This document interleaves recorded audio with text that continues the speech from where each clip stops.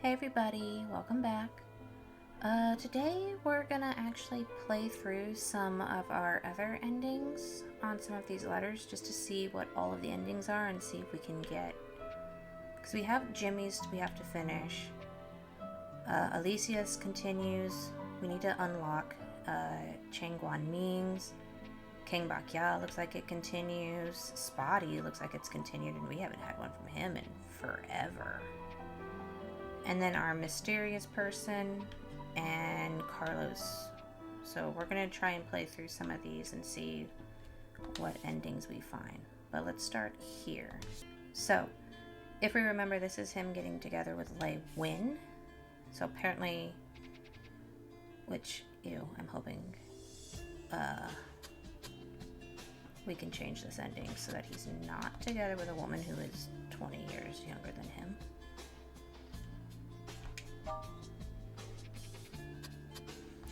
Let's see what other endings we have.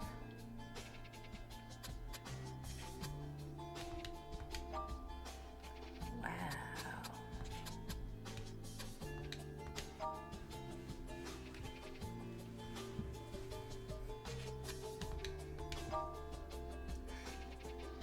Can I get a different ending?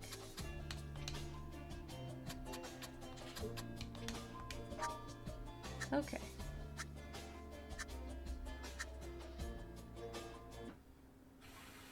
I ran into the evening rain, and I could not bear to look back. Earlier, after hesitating for what felt like forever, I had told her the cruelest thing. I'm sorry, I can't be with you.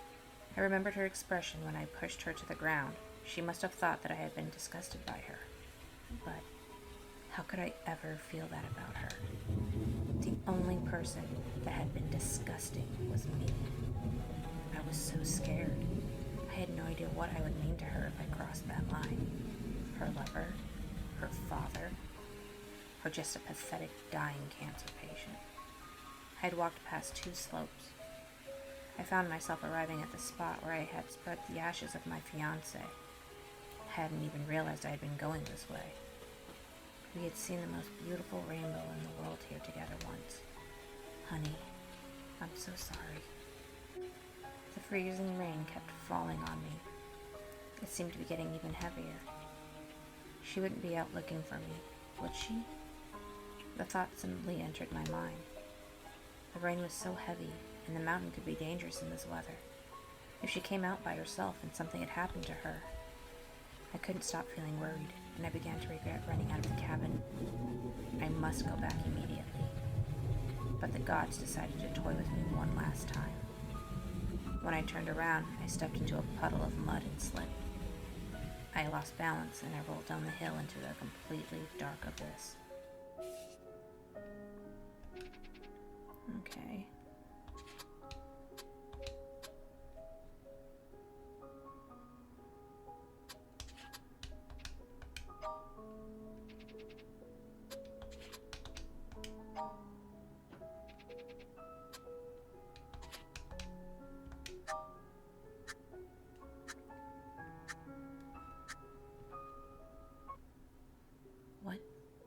What on earth had I been saying? I couldn't bear to look at her anymore. I ran out of the cabin and sat down at the door, pretending to be staring at the rain. She sat down to my right. Perhaps we had a mutual understanding. Neither of us said anything. Not for a long while. The rain had finally stopped, and the sun had come out. Did you see a rainbow? I wasn't expecting her to ask about this, and I was a little surprised. No. A few minutes later, she leaned her head on my shoulder and fell asleep. She didn't seem to be dreaming this time. I looked at her beautiful smile as she slept, and I finally made up my mind. I let her sleep on my shoulder quietly for another half hour. I wanted to selfishly enjoy these last glorious moments by myself. The world had stopped moving for all I cared. I couldn't make you happy in this life, but if I had the chance, I would dedicate my entire next life to be with you. Aww. Looks like there's one more ending. Let's see if we can get that. Oh.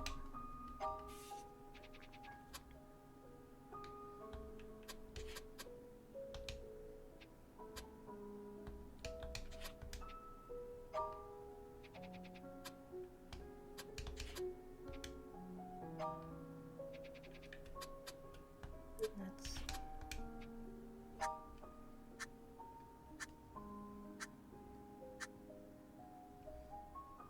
She just ran into the evening rain.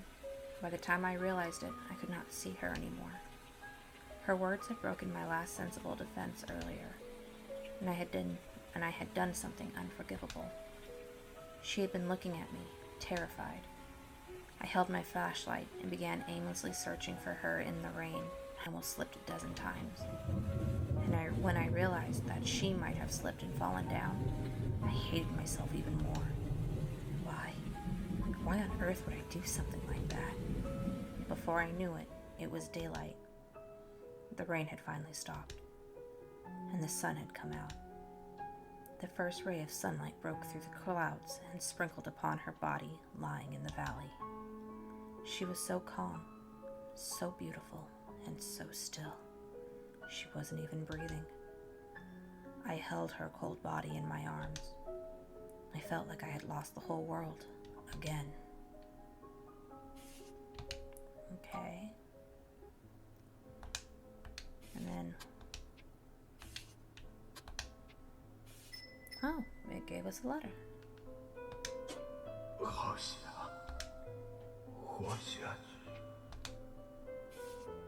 Holding on. Ever since I was a little kid, I had always liked to ponder certain questions. Why was I me? Why were other people them? Why wasn't I other people? Why weren't they me? Did the world really exist, and was everyone living in it the same as I? Or was the world like a movie playing in front of me, and I was the projector of the movie? If I shut myself down, would the world still exist? I knew I would never find out the answers to these questions, because I could only be myself, not anybody else. Even when I had learned that there were over 7 billion people on the earth, or that compared to the sun, the earth was as big as a grain of sand on a beach, or that in the universe, our sun was barely as big as a grain of sand. I still didn't have the answers to those questions. Therefore, ever since I was a little kid, I had always been eager to prove myself to the world. I must get the best grade on an exam. I must be the last person standing in a fight. I must be the best artist in the world.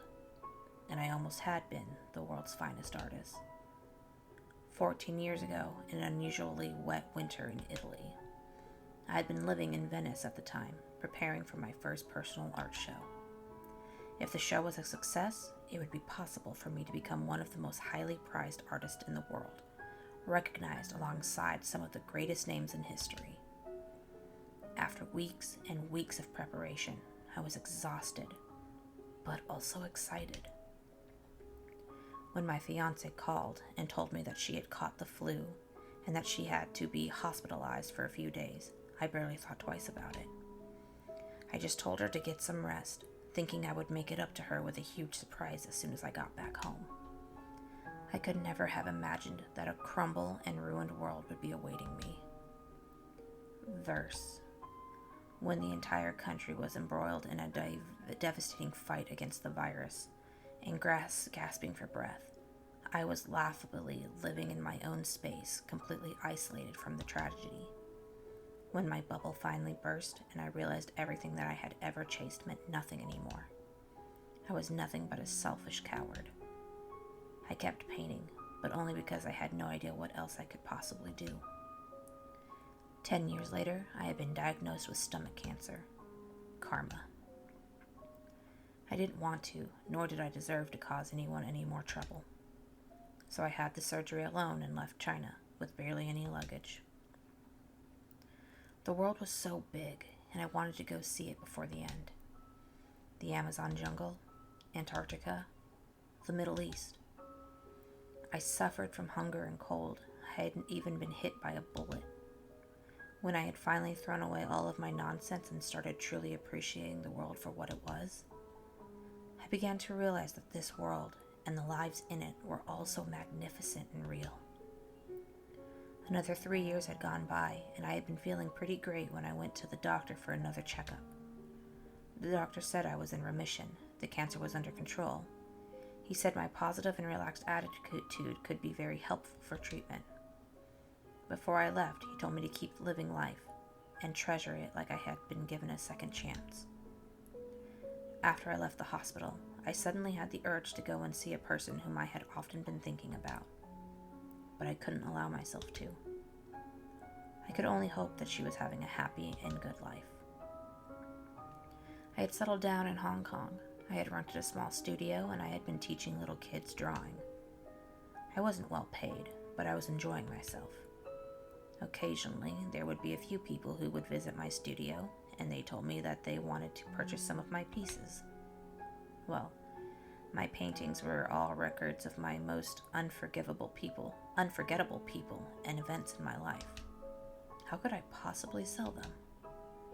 God had always loved toying with me. Just when I was getting used to this peaceful new life, it was shaken upside down again, literally this time. A severe earthquake hit the island of Hong Kong without any warning.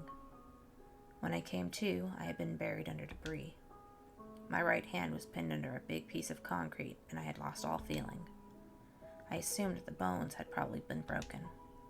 A day had gone by. I hadn't had anything to drink since the day started. A day had gone by.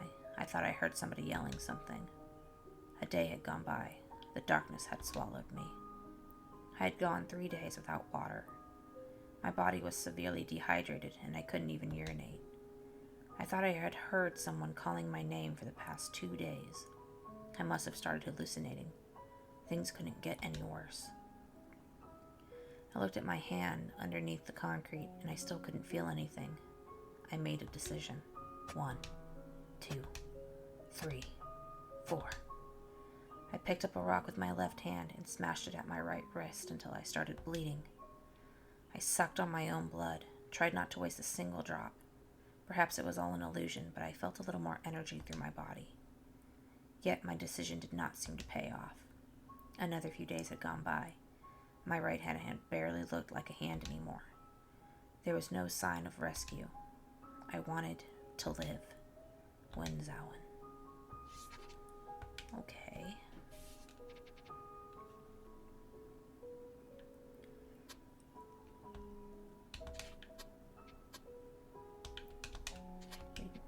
Move those around.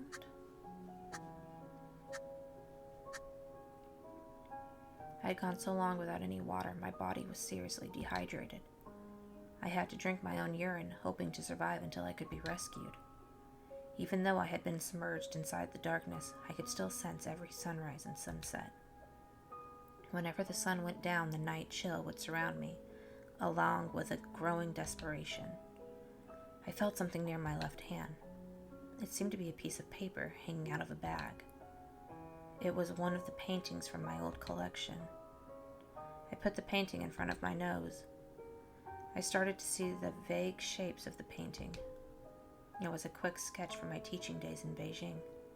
It wasn't really a piece of art. The subject of the painting was a girl. She was holding a pencil and drawing. Her face was tightening up and thinking about her strokes. She was actually drawing me, and not very well, by the way. I had carried this sketch with me wherever I went. I would take it out and look at it whenever I was resting. I had wondered if I should draw another one, but eventually I decided not to. The sketch, even the paper itself, was one of my most precious memories. I wanted to live. Okay, how many endings do we have? So there's 2 more endings.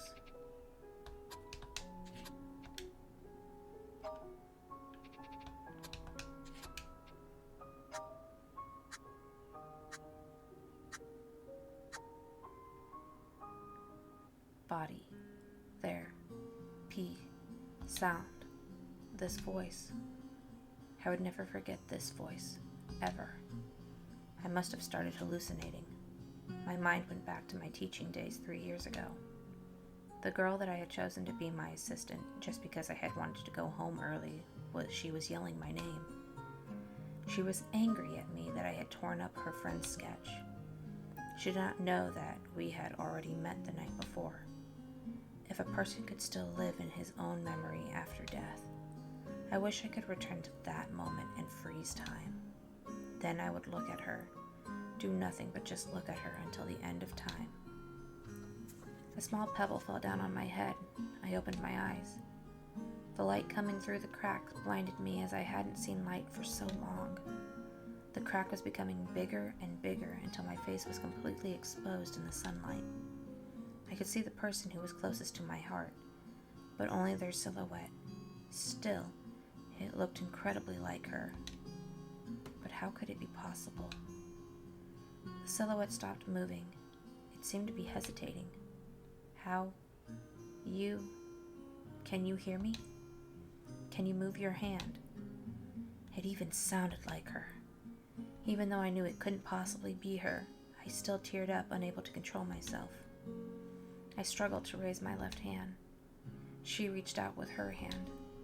Don't let go. Hold on. Now keep your eyes on me. Hold on. Keep your eyes on me. I'm sorry. I'm sorry. I'm so scared. Don't be scared. I would never leave you alone, ever. Don't be scared. I would never leave you alone, ever. I held onto her hand as tightly as I could with all of the strength I had left. Even if it was just an illusion, I would never let her go again. I'm sorry. I have broken my word. For the last 3 years, I had thought about what I would say to her if I ever got to meet her again. So many times in my head. I had practiced all of the various scenarios I could think of. Yet in the end, all I was able to mutter was a mere sorry. She didn't respond, but I could feel her shaking. I took a deep breath. Could you give me another chance to love you? 1 year later, a new piece of mine was on display at the Beijing Expedition Center. I had named this piece The Sun. A lot of people had asked me, wouldn't The Sunrise be a more appropriate title? I would always respond with a smile. Yes, to the others, the piece was about a sunrise. But to me, it was about the most important thing in my life. It was the sun, but not the sun. I glanced at the girl to my right, who was staring at the painting quietly. I put my arm around her shoulder. It started snowing outside of the center. The pedestrians all stopped and marveled at the scene. No one had ever seen snowing in the middle of the summer. Yet, while the snow kept getting heavier, the sun was still shining, blinding in the sky. My eyes squinted in the bright glare, and I held onto her hand even tighter. We both smiled. God had really blessed me. Aww. Let's see if we can get that last ending.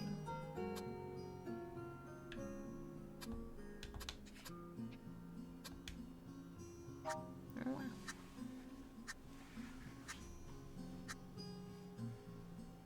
Body. There. Please. Spawned. This voice. I would never forget this voice, ever. I must have started hallucinating. My mind went back to my teaching days 3 years ago. The girl that I had chosen to be my assistant just because I had wanted to go home early, she was yelling my name. She was angry at me that I had torn up her friend's sketch. She did not know that we had already met the night before. If a person could still live in his own memory after death, I wished I could return to that moment and freeze time. Then I would look at her, do nothing but just look at her until the end of time. A small pebble fell down by my head. I opened my eyes. The light coming through the crack had blinded me, as I hadn't seen light for so long. The crack was becoming bigger and bigger until my face was completely exposed in the sunlight. I could see the person who was the closest to me, but only their silhouette. Still, it looked incredibly like her. But how could it be possible? The silhouette stopped moving. It seemed to be hesitating. How? You? Can you hear me? Can you move your hand? It even sounded like her. Even though I knew it couldn't possibly be her, I still teared up, unable to control myself. I struggled to raise my left hand. She reached out with her hand. Don't let go. Hold on. Now, keep your eyes on me. Hold on. Keep your eyes on me. I'm sorry. I'm sorry. I'm so scared. Don't be scared. I would never leave you alone, ever. Don't be scared. I would never leave you alone, ever. I held onto her hand as tightly as I could, with all of the strength I had left. Even if it was just an illusion, I would never let her go again. I'm sorry. I have broken my word. For the last 3 years, I had thought about what I would say to her if I ever got to meet her again. So many times in my head. I had practiced all the various scenarios I could think of. Yet in the end, all I was able to mutter was a mere sorry.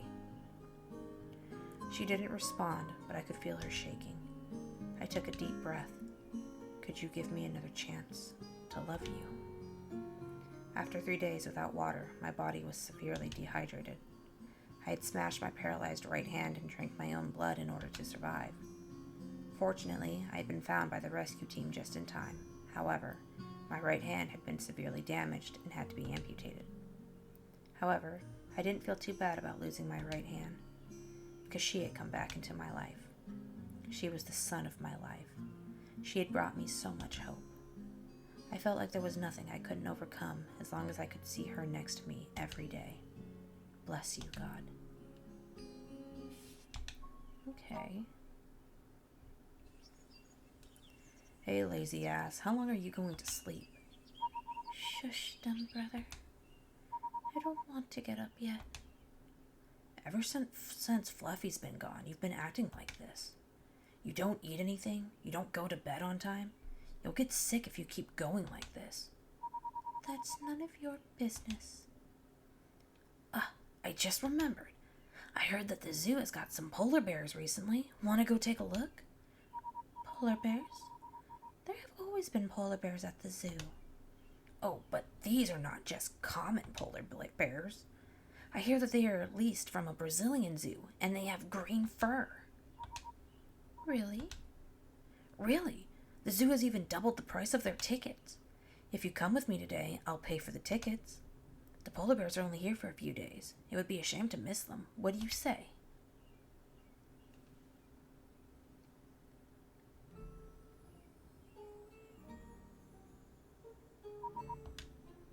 It was just a dream.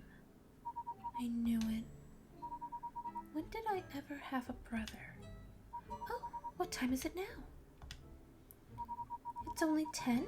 Still quite early. I should go and find something to kill time.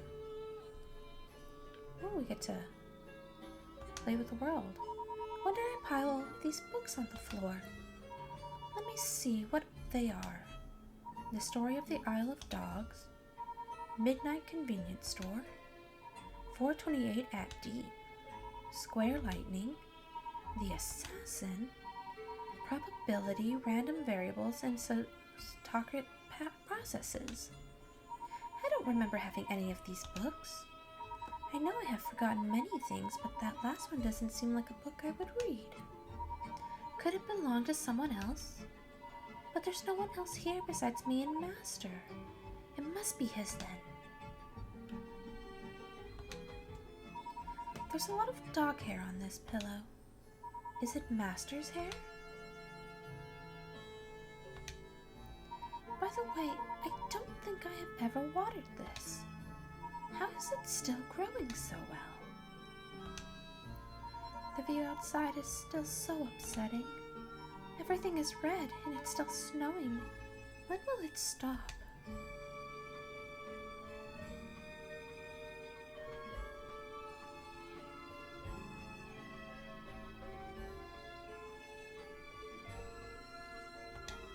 This is my favorite doll, Puka. Although I have the feeling that it's not always been here. How long has she been here? Oh well, it doesn't really matter. I'm glad you are here with me. It seems clean. It is Master's job to handle these letters and to help the humans. He always stacks the ones that he has read on a shelf. Every time I bring him tea and snacks, I secretly take one with me to read in my spare time. He never notices one or two missing out of so many. Although, I'm surprised by how many I've collected. It's a miracle that he hasn't caught me yet.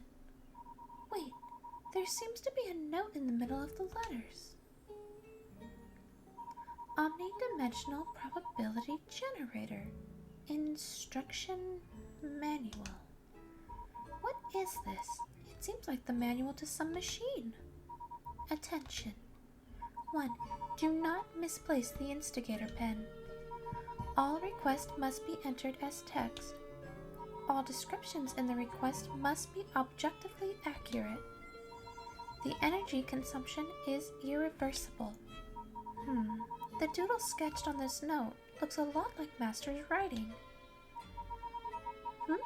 There's more below. Addendum. Sample applications. Telepathy. The user who holds the instigator is an isolated environment is able to exhibit identical behavior to someone external to the environment. This feature is achieved by modifying the target's behavior to be identical to the user's behavior, not by reading the target's mind. Divination/memory tampering. The user who holds the instigator is able to foresee other people's future behaviors and reveal the past of unknown strangers. This feature is implemented by modifying the target's future behaviors or past history. It cannot actually predict the future or tamper with one's memories. Warning: alternating objective past events could lead to unpredictable chain events. Please operate with extreme caution. This sounds like what Master has been doing. Oh, there's more. Resurrection. If it is possible to identify the objective events that have led to the target's death, that death can be prevented by alternating the causal links among the chain of events. Teleportation. Ability to teleport. The distance of teleportation does not impact the amount of energy consumed. Time leap. Unverified. Teleportation? That sounds so cool. If I could do it, I would immediately teleport myself to a sunny beach. The view of this place is terrible. Although, what does time leap mean? I don't understand. Weather manipulation. The user who holds the instigator is capable of changing the weather and the geographical features of a location. Warning: using this feature may consume a significant amount of energy and even potentially destroy the ecosystem. Please operate with extreme caution. Transfiguration. The person who holds the instigator can change their appearance of that or that of others. Unlike standard transfiguration, this feature allows the user to change into another species entirely, such as a cat or a dog. Change into a dog. Is that why Master can speak? No. What am I thinking? The note is probably the confused musings of an extremely bored and imaginative person. Master can speak because he's a god, and why would a god need a machine?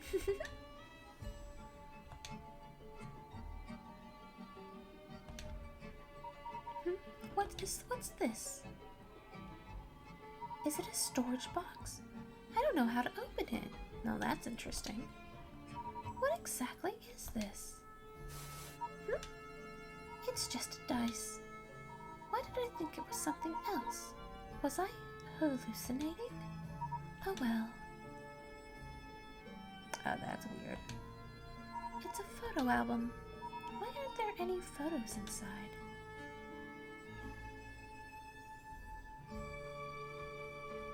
Let's see here. Anything else we can touch with?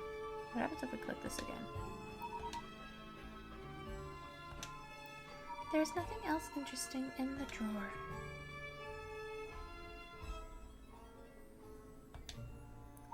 It seems clean. So that's all she says. This is my favorite doll, Puka.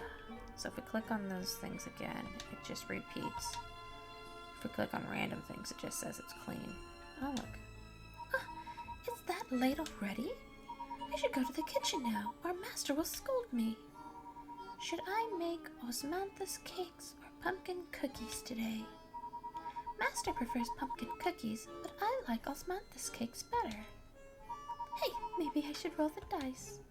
Yes, if I get more than a 1, I'll make osmanthus cake. The dice circled around the table before finally stopping with nothing but one big red spot facing up.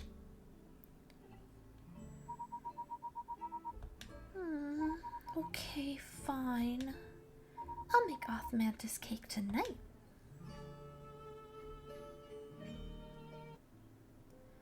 Okay.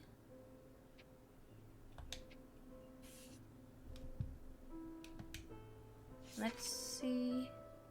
Oh.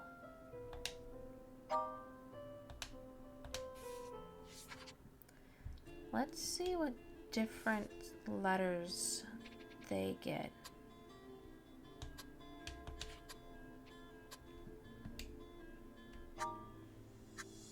Let's see if we can get another ending pulled up. I sprinted towards a nearby road with all the strength I had left, hoping to stop a taxi. Actually, any vehicle would do. As I was about to step onto the road, I looked back to check where he was one last time. But I saw him stop. Beep beep. The deafening sound of a car horn and the screeching of tires rushed towards me from a distance. My body flew off of the ground as I was flipping through the air. I saw the spinning green traffic light out of the corner of my eye. The only thought I had before I completely lost consciousness was, no matter what, you should always check the traffic light. My heart skipped a few beats. I felt like I had already died. I thought I must be in a wild dream. I had seen too many movies with a similar plot. The heroine was about to fall off a cliff, and the hero was able to catch her hand at the last moment. Then she would cut his hand in something and say, "Let go of me or I'll drag you down too." Yet, we were not the hero and heroine of that kind of movie. The torrent washed me off of the cliff. My pen was still sticking out of Mr. Wen's hand. The last memory I had left of him was a pen. I was swept into the air by the gusting wind, but my eyes were locked on him. He was yelling something at me, but the wind had blown the words away. I couldn't hear anything. I was falling. I kept falling. After what had felt like an eternity, my body finally touched the ground. I could feel something sticky coming out of my nose and my ears. It hurt so bad. So bad. Okay. She has to have the S ending on this. Well, the antidote 1 you just injected will allow you to breathe for 2 more hours. I'm waiting for you at the location marked on the map. Some smaller letters have been written below, circled by some curls. Jumanji. I almost wanted to tear the map that he had left on the steering wheel into pieces. What's wrong with this psychopath? Freaking Jumanji? Referencing such an old movie? He must be an ancient freak. And I don't even have a freaking driver's license. I banged my head on the steering wheel and I let the horn scream out my frustration. Yet, a few minutes later, not even a bird seemed to have been disturbed, not to mention any human neighbors that might have shown up to yell at me. Fine. I was just driving, right? I had seen it in movies. I tried to recall the controls in all of the racing games. Oh, and scenes from Initial D, of course. I stepped on the brake, shifted the gear, and turned the ignition. After a series of teeth-grinding screeches, the engine finally started. It sounded exactly like an old man with asthma. The car started to move forward, slowly. I held onto the wheel for dear life, and I was able to guide it out of the warehouse. I didn't scratch the wall, nor did I bump into the electric pole. I kept going, stopping and starting numerous times along the way. After following the map for 20 minutes, I finally began to see other cars on the road as well. It was getting more crowded around me. At first, I thought that traffic had been slow simply because I had gotten closer to the city, but I started to realize that something wasn't right. There seems to be too few people and too many cars. I turned on the radio, and the anchor happened to be reporting the news. College students are gathered on the streets to oppose the recent proposed controversial draft of the education bill. At the moment, the protesters are moving towards Mongkok. The police have arrived to maintain the peace during the protest. Several blocks are currently closed to regular traffic, and impact areas are seeing a significant increase in travel time. All drivers should remain alert to the road conditions and try to avoid these areas. A protest? An alarm went off in my head, but it was too late. This cranky old car was stuck firmly in the middle of a traffic jam. I had nowhere else to go. Temporary roadblocks had been placed at several crossings that could have been used for turning. Several police motorcycles were parked nearby, their lights blinking red and blue. The policemen were directing the traffic, and the cars were moving slower than the pedestrians. If I kept going like this, I'd be dead before I got past this block. I checked the map again to confirm the route Pi had drawn. Balls, he did it on purpose. Fine, if he wanted to play Ed Gein, I would play Toronto too then. I had nothing to lose. I turned the wheel full to the left and stepped on the gas as hard as I could. The car knocked the roadblocks away and continued into the street. I kept slamming the horn at the dang college students in front of me. Soon I heard sirens screaming behind me. The policemen, who had just been smiling at me a few seconds ago, were now coming up towards me on their bikes. If they caught up with me, I wouldn't get to restart the game. I got through the street as fast as I could and turned onto a road that I was familiar with. Finally, there were no more damn protesting students. A light had just turned green 200 meters ahead of me. Very few people ever used the crossing, so the green light typically only lasted for 10 seconds. I knew this as I had to go through it every time I went to the supermarket. However, as the other direction was a truck exit off of the freeway that usually had a lot of cargo trucks, the red light would last for 1 full minute. I glanced at the speedometer. I was going at 54 kilometers an hour, aka 15 miles a second. I had to get rid of the policeman here. I drove at the same speed for 100 meters. I stepped on the gas harder, accelerating and increasing my speed 4 times over. I drove another 100 meters. I stepped on the brake hard and reduced my speed by half. In my wildest dreams, I never thought that I would be involved in a car chase with some policemen. I definitely had not imagined that I would be driving an old piece of junk that might just fall apart at any time. Still, the engine seemed to be roaring with confidence. I felt that the car was trying to tell me that he used to be a beast too. The car and I flew over the crossing, leaving a stream of black smoke behind us. Oh crap. I had gone too fast too soon. The policeman had sped up after me and gotten through the green light too. I wouldn't be able to find another chance to get rid of them later. More and more police had joined the chase. In the end, I was blocked by 2 police cars at another crossing. The blinking lights almost made me blind. I was surrounded by numerous officers and their guns. I had no choice but to step out of the car with my hands held behind my head. I got slammed onto the hot engine cover. Sir, you have the right to remain silent. Everything you say will be used. Hearing these lines that I had only heard on TV and in movies did not excite me as I had expected. Then they said I had been accused of unlawful driving, speeding, vandalism of public property, murder. Wait, murder? They brought me behind the car. The trunk was open. I saw all kinds of knives, handcuffs, shovels, and tools in it. Some of them had some sinister-looking red liquid on them. What the hell? I could imagine Pi sitting on a sofa, sipping a glass of red wine and mocking me. He must be the sickest, most devious serial killer ever. I didn't have much time left, at least not enough to convince the police that I was innocent. Sitting in the back of the car, all I could do was pray. My goddess of fortune, please show me some miracles. Jimmy. Okay, poor Jimmy. He's going through some stuff.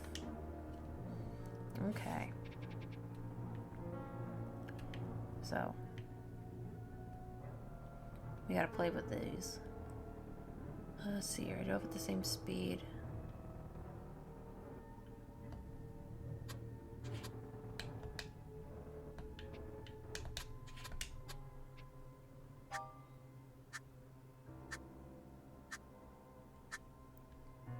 In my wildest dreams, I had never thought that I would be involved in a car chase with some policeman. I definitely had not imagined that I would be driving an old piece of junk that might just fall apart at any time. But reality was different from video games. I couldn't make myself rush through the light like a real outlaw when it turned yellow. The sirens were still behind me. When I remembered the consequences of being caught, I bit my lip and kept driving up to the crossing where the light had just turned red. A blinding beam of light pierced the driver's side window along with the deafening scream of a car horn. I could vaguely see the shadow of a cargo truck behind the light. I heard screeching brakes, then the thud of a collision. The impact had knocked me into oblivion. The entire world had turned into a bloody red before my eyes. Pi, I swear I will haunt you for eternity. No. How many endings do we have? Oh. So we can only get the right one next.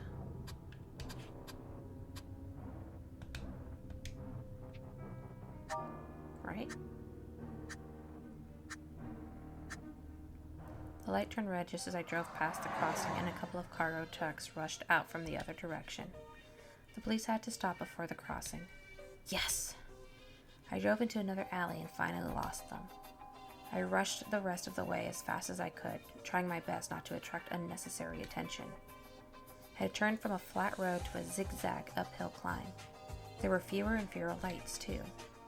Finally, I had reached the end of the road. It was the destination marked on the map. It had taken me an hour and a half. There was nothing else beyond the road but some woods. Would Pi be waiting in the woods? I got out of the car. Just as I was hesitating about whether or not I should call him, the theme song of my favorite game suddenly started playing in a nearby bush. Alright, that's all the endings.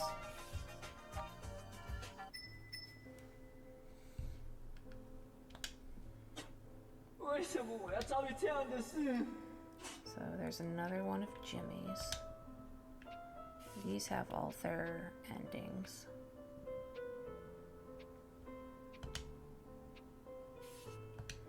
Let's see if this has any different endings.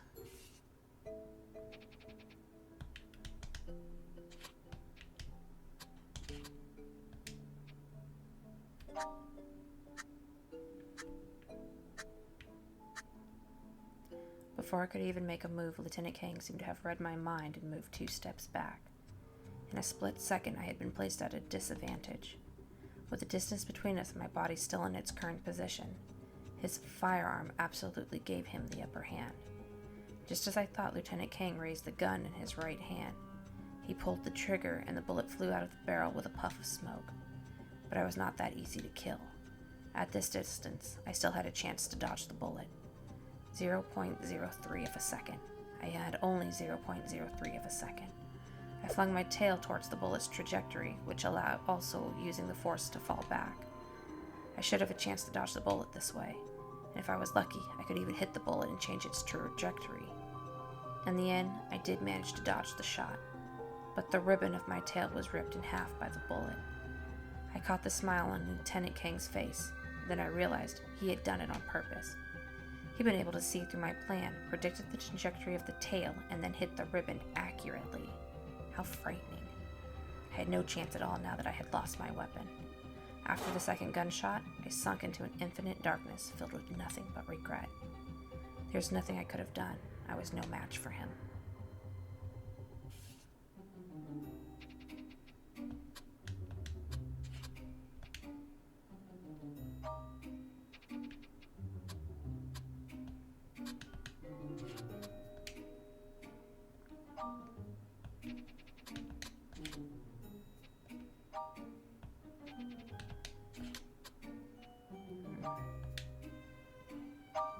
So there's 4 more endings for this. 5 endings for this one.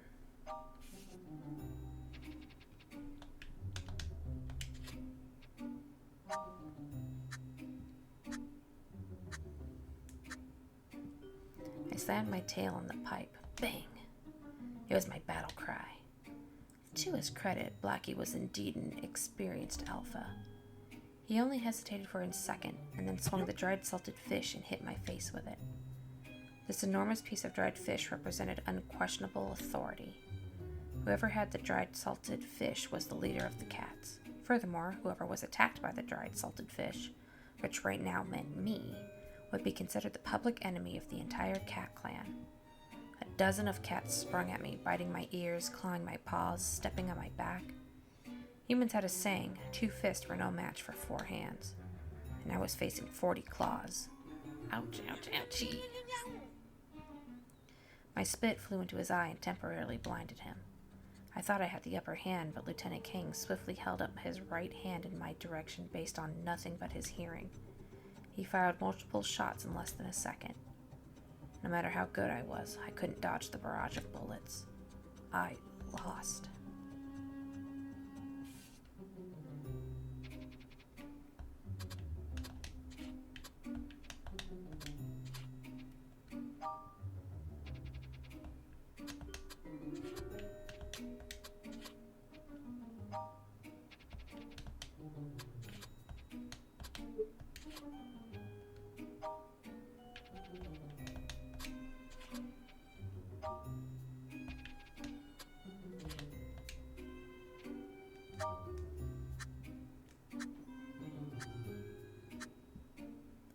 Blackie was surprised by my spit.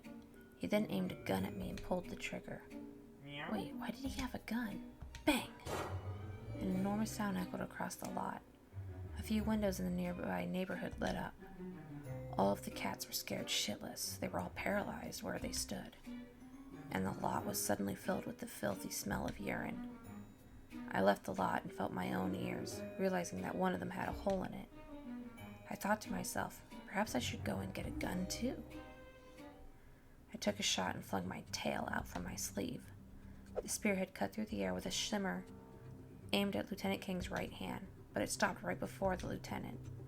Lieutenant King's left hand clenched into a fist, and he slowly lowered it. He was holding my tail firmly in his hand. Despite having been cut by the spear, blood was dripping down from his wrist. Behind his fist, his eyes were staring at me with nothing but contempt. No one had ever been able to stop my tail with their bare hands before. At this point, I had no choice but to drop my weapon. But Lieutenant King had finally seen his chance. He sprinted towards me, still holding my tail in his left hand and a dried salted fish in his right hand. He raised the fish high up in the air and slapped it down on my face as if it was a hammer. After a loud, crisp slap, I fell to the ground with a fish-shaped mark on my face, and my consciousness began to drift away. I lost.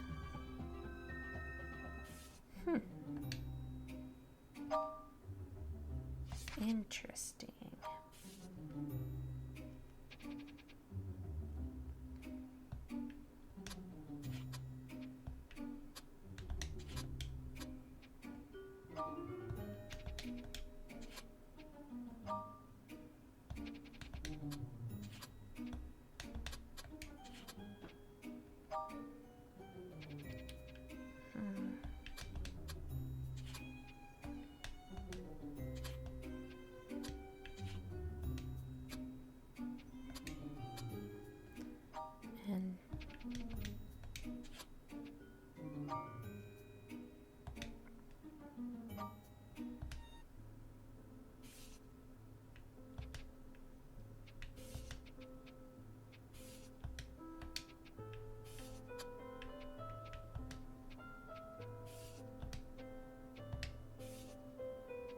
Well, that didn't give me anything.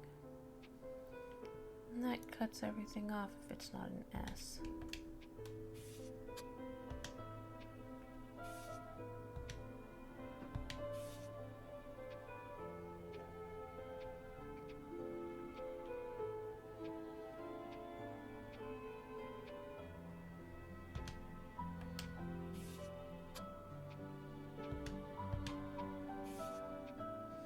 Okay, back to Jimmy.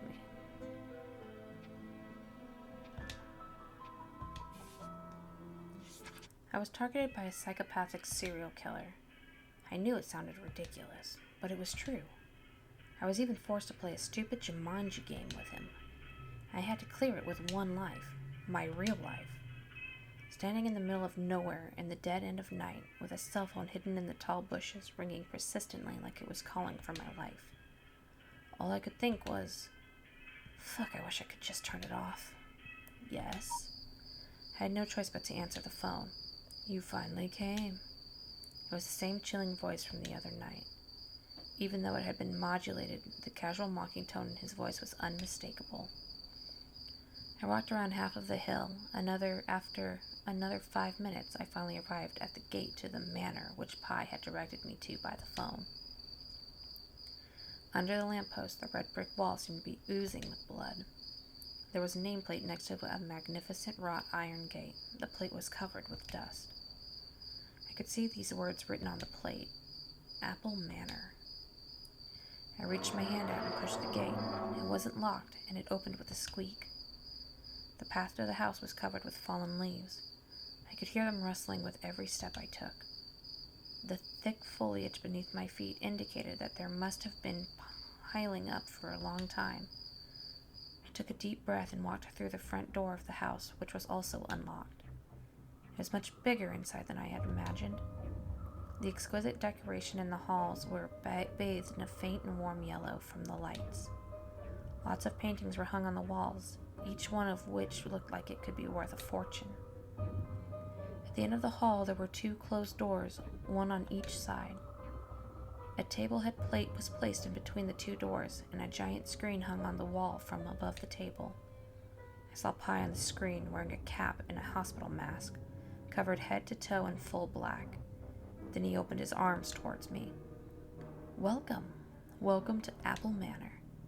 I leaned against a wall, looking nervously around the hall. Antidote, where's the antidote? There was something extraordinary about Pi. Even though I was only seeing him through a screen, I still couldn't help but shudder. Well, that's rude.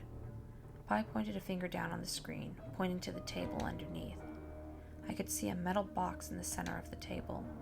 This is your final test, and I, being the generous man that I am, have left you hints underneath the box. Once you make your decision, we can officially meet each other. Good luck. Before I could explain to Pi about the misunderstanding over molesting young kids, the signal cut off. Meanwhile, I heard a click behind me. I ran back to the front door and grabbed the handle. It was locked. Damn it. I went up to the table. An open metal box was placed on top of a white tablecloth. 5 syringes filled with liquid of 5 different colors were lying on a cushion inside the box. A pile of handwritten notes had been left underneath the box. The first one said, Wise Man's Choice. Encountering something this fantastical and strange in real life had left me speechless. The second one said, The antidote will save you, the poison will kill you, in these 5 syringes. The blue one is the antidote. There was no way he would just tell me the truth. It must be a trick. The purple one is the poison. The blue one and the yellow one are different. The green one and the purple one are different. The red one is the antidote. Only one of these statements is true. Shit. I wasn't sure if it was because of my frustration or because of the poison inside of me, but I was getting to feel lightheaded. Still, I managed to read through the last note. P.P.S. There are fewer antidotes than poisons in the syringes. That is the God's honest truth, big brother. I needed to calm down. I stepped at the 5 syringes, took a deep breath, and began to think carefully. Red, blue, purple, green. I made a decision and picked up the syringe in this color, yellow. Could it be this one? Maybe the hints were too complicated, or the poisons were hindering my thoughts, but I felt like my brain had almost completely stopped functioning. It must be this one. I picked up the syringe and stabbed it into my arm. Why was the tablecloth turning red? Oh no, it was me, bleeding from my nose and my mouth. I couldn't. Somebody help me, please. Jimmy. Oh no.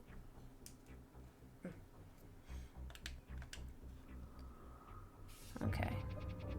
Let's read the hint. The blue one is the antidote. The purple one is the poison. The blue one and the yellow one are different. The green one and the purple one are different. The red one is the antidote.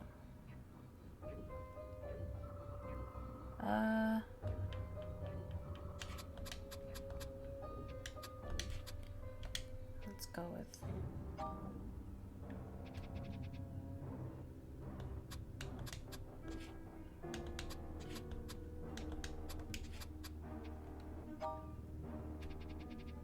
I wonder if we do blue and yellow.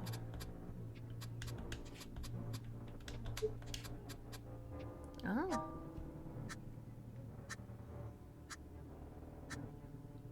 I decided that the antidote must be made up of more than one drug. I injected the 2 drugs I had picked up into my body, yet I felt a strange palpitation in my heart. I suddenly felt something in my throat and I had to cough it out. To my horror, I saw blood flying out of my mouth. How was my reasoning wrong? The palpitations had morphed into an insufferable pain. I couldn't think clearly, but I knew that there must have been some bug in my logic. Pi, come out here. I slammed my hand on the door and screamed at the screen. No response.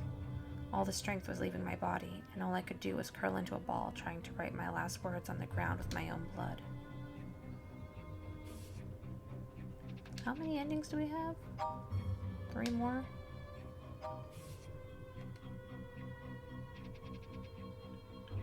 I wonder if it actually is blue.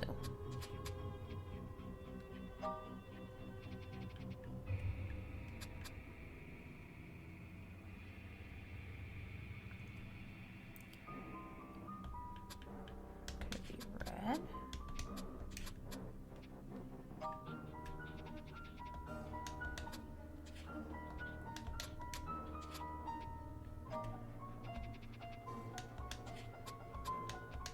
I wonder.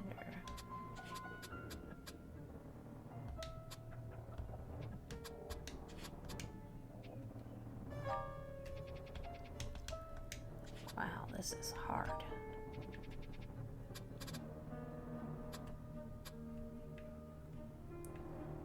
It's like blue and yellow are different.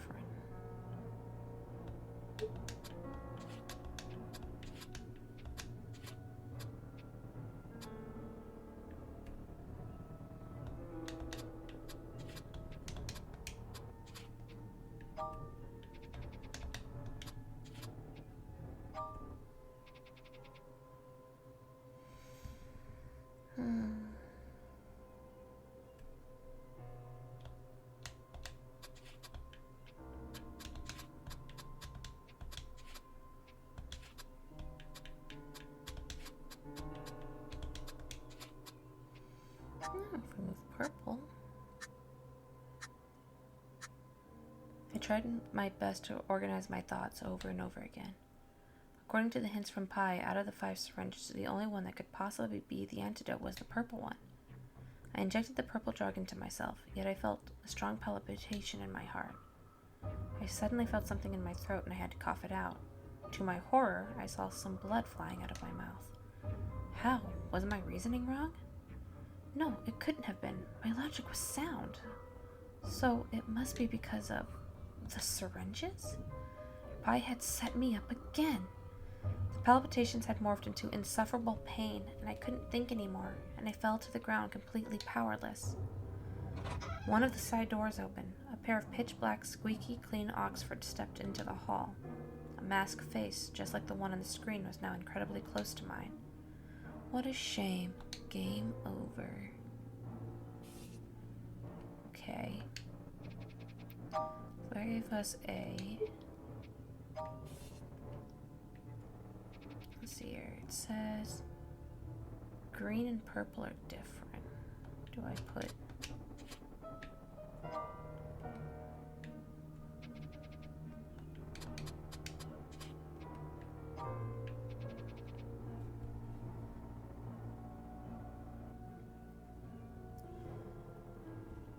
So only one of these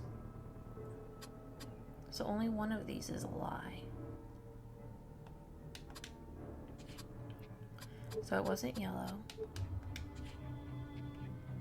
It's not green. It's not purple. It's not red.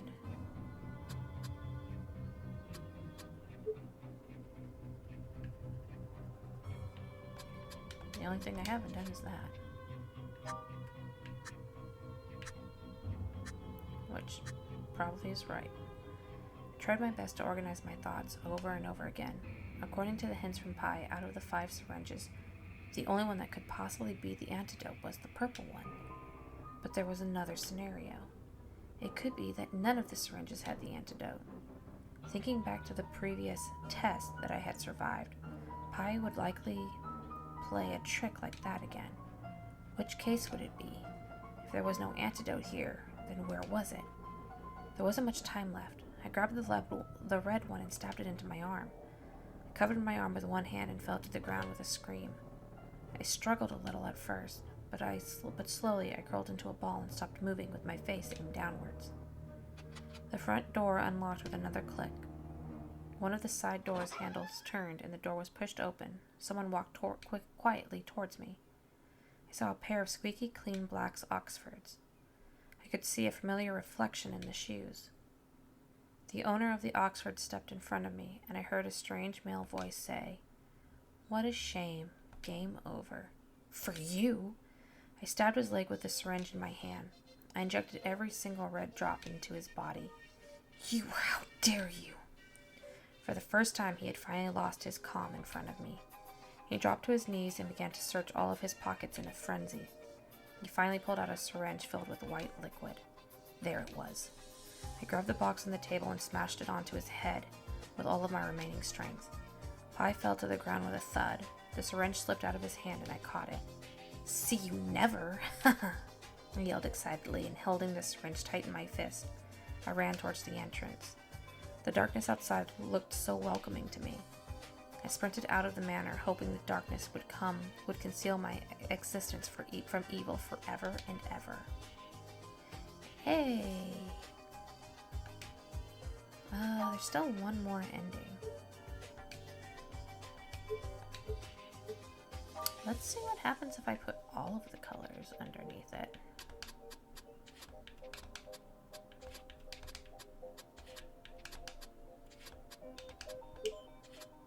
Hey.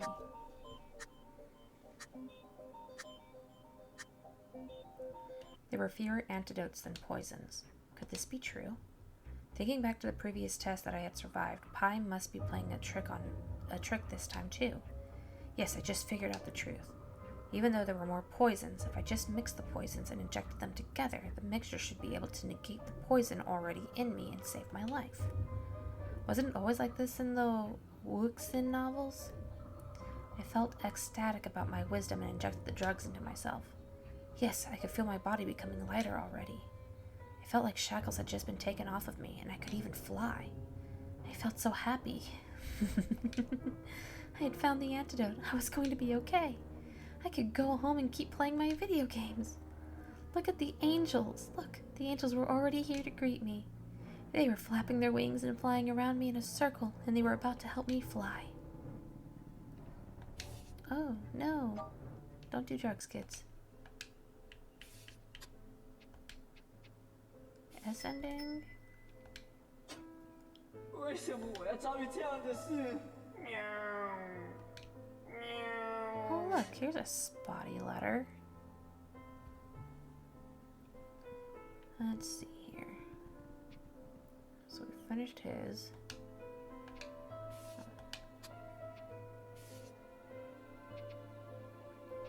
Need one more for her. These two are done.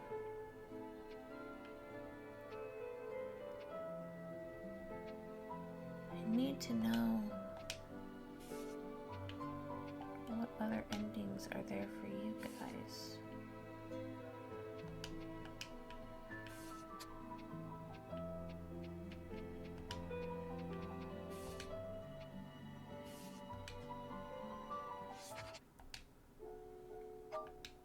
Okay, well, apparently S is the only ending for you guys. And what about you?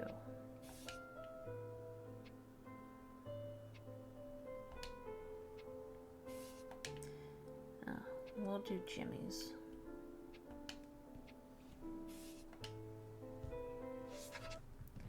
I'd been toyed with by an infamous and psychotic serial killer. Yet somehow I was still able to live and tell the tale. I was probably the greatest achievement of my entire life, now and forever. I'd hoped that I could just file a police report and get back to my normal life. But I was too naive. The police sent an officer to investigate my claims, and he asked me to accompany him. But the investigation turned out to be very dispiriting. The heavy rain and landslides overnight had washed away all of the evidence from where Pi and I had first met. The warehouse that had been used to imprison me belonged to a key factory that had gone bankrupt a long time ago. No useful clues remained in the warehouse except for my own fingerprints. The gate to the Apple Manor was locked. According to the official records, the owner had gone abroad a few years ago. We were not allowed to enter without a warrant. But when I was in the bathroom of the police station, I overheard something that depressed me even more. About that young, unemployed man. He said he was unwilling to tell his family about the case. Don't you think that's a little suspicious? Exactly. What he told us was so outlandish. Pi is a serial killer who can easily take out a professional boxer. Why would he possibly let such an otaku escape? There's more. He said he heard the voice of Pi, and that it sounded like, what was it exactly? Oh right, a vampire. What a hoot. Maybe he's a junkie, who knows? So many young people these days just don't want to get a real job. They live off their rich families and just mess around with drugs. You should look into him instead, I think. What about his case then? Just tell him we'll keep investigating. You know, the usual nonsense. In any case, I don't bother with it too much. We're not in charge of Pi's cases anyway. I don't want to waste my time on this. I sat on the toilet, totally stunned. I thought that as long as I told everything to the police, they would surely be able to follow the leads and capture Pi. I thought that they would at least be able to protect me. But now I had nothing but contempt for these useless police. Nothing but contempt. And even more contempt. Fine, if you people don't believe me, I'll prove it myself. I hacked into the surveillance system of Apple Manor. There was indeed not a living soul in the manor. Everything had been meticulously cleaned up by Pi. When I was about to exit the system and clean up any traces of my invasion, I accidentally noticed a video file named after me in the storage system. Downloading. Playing.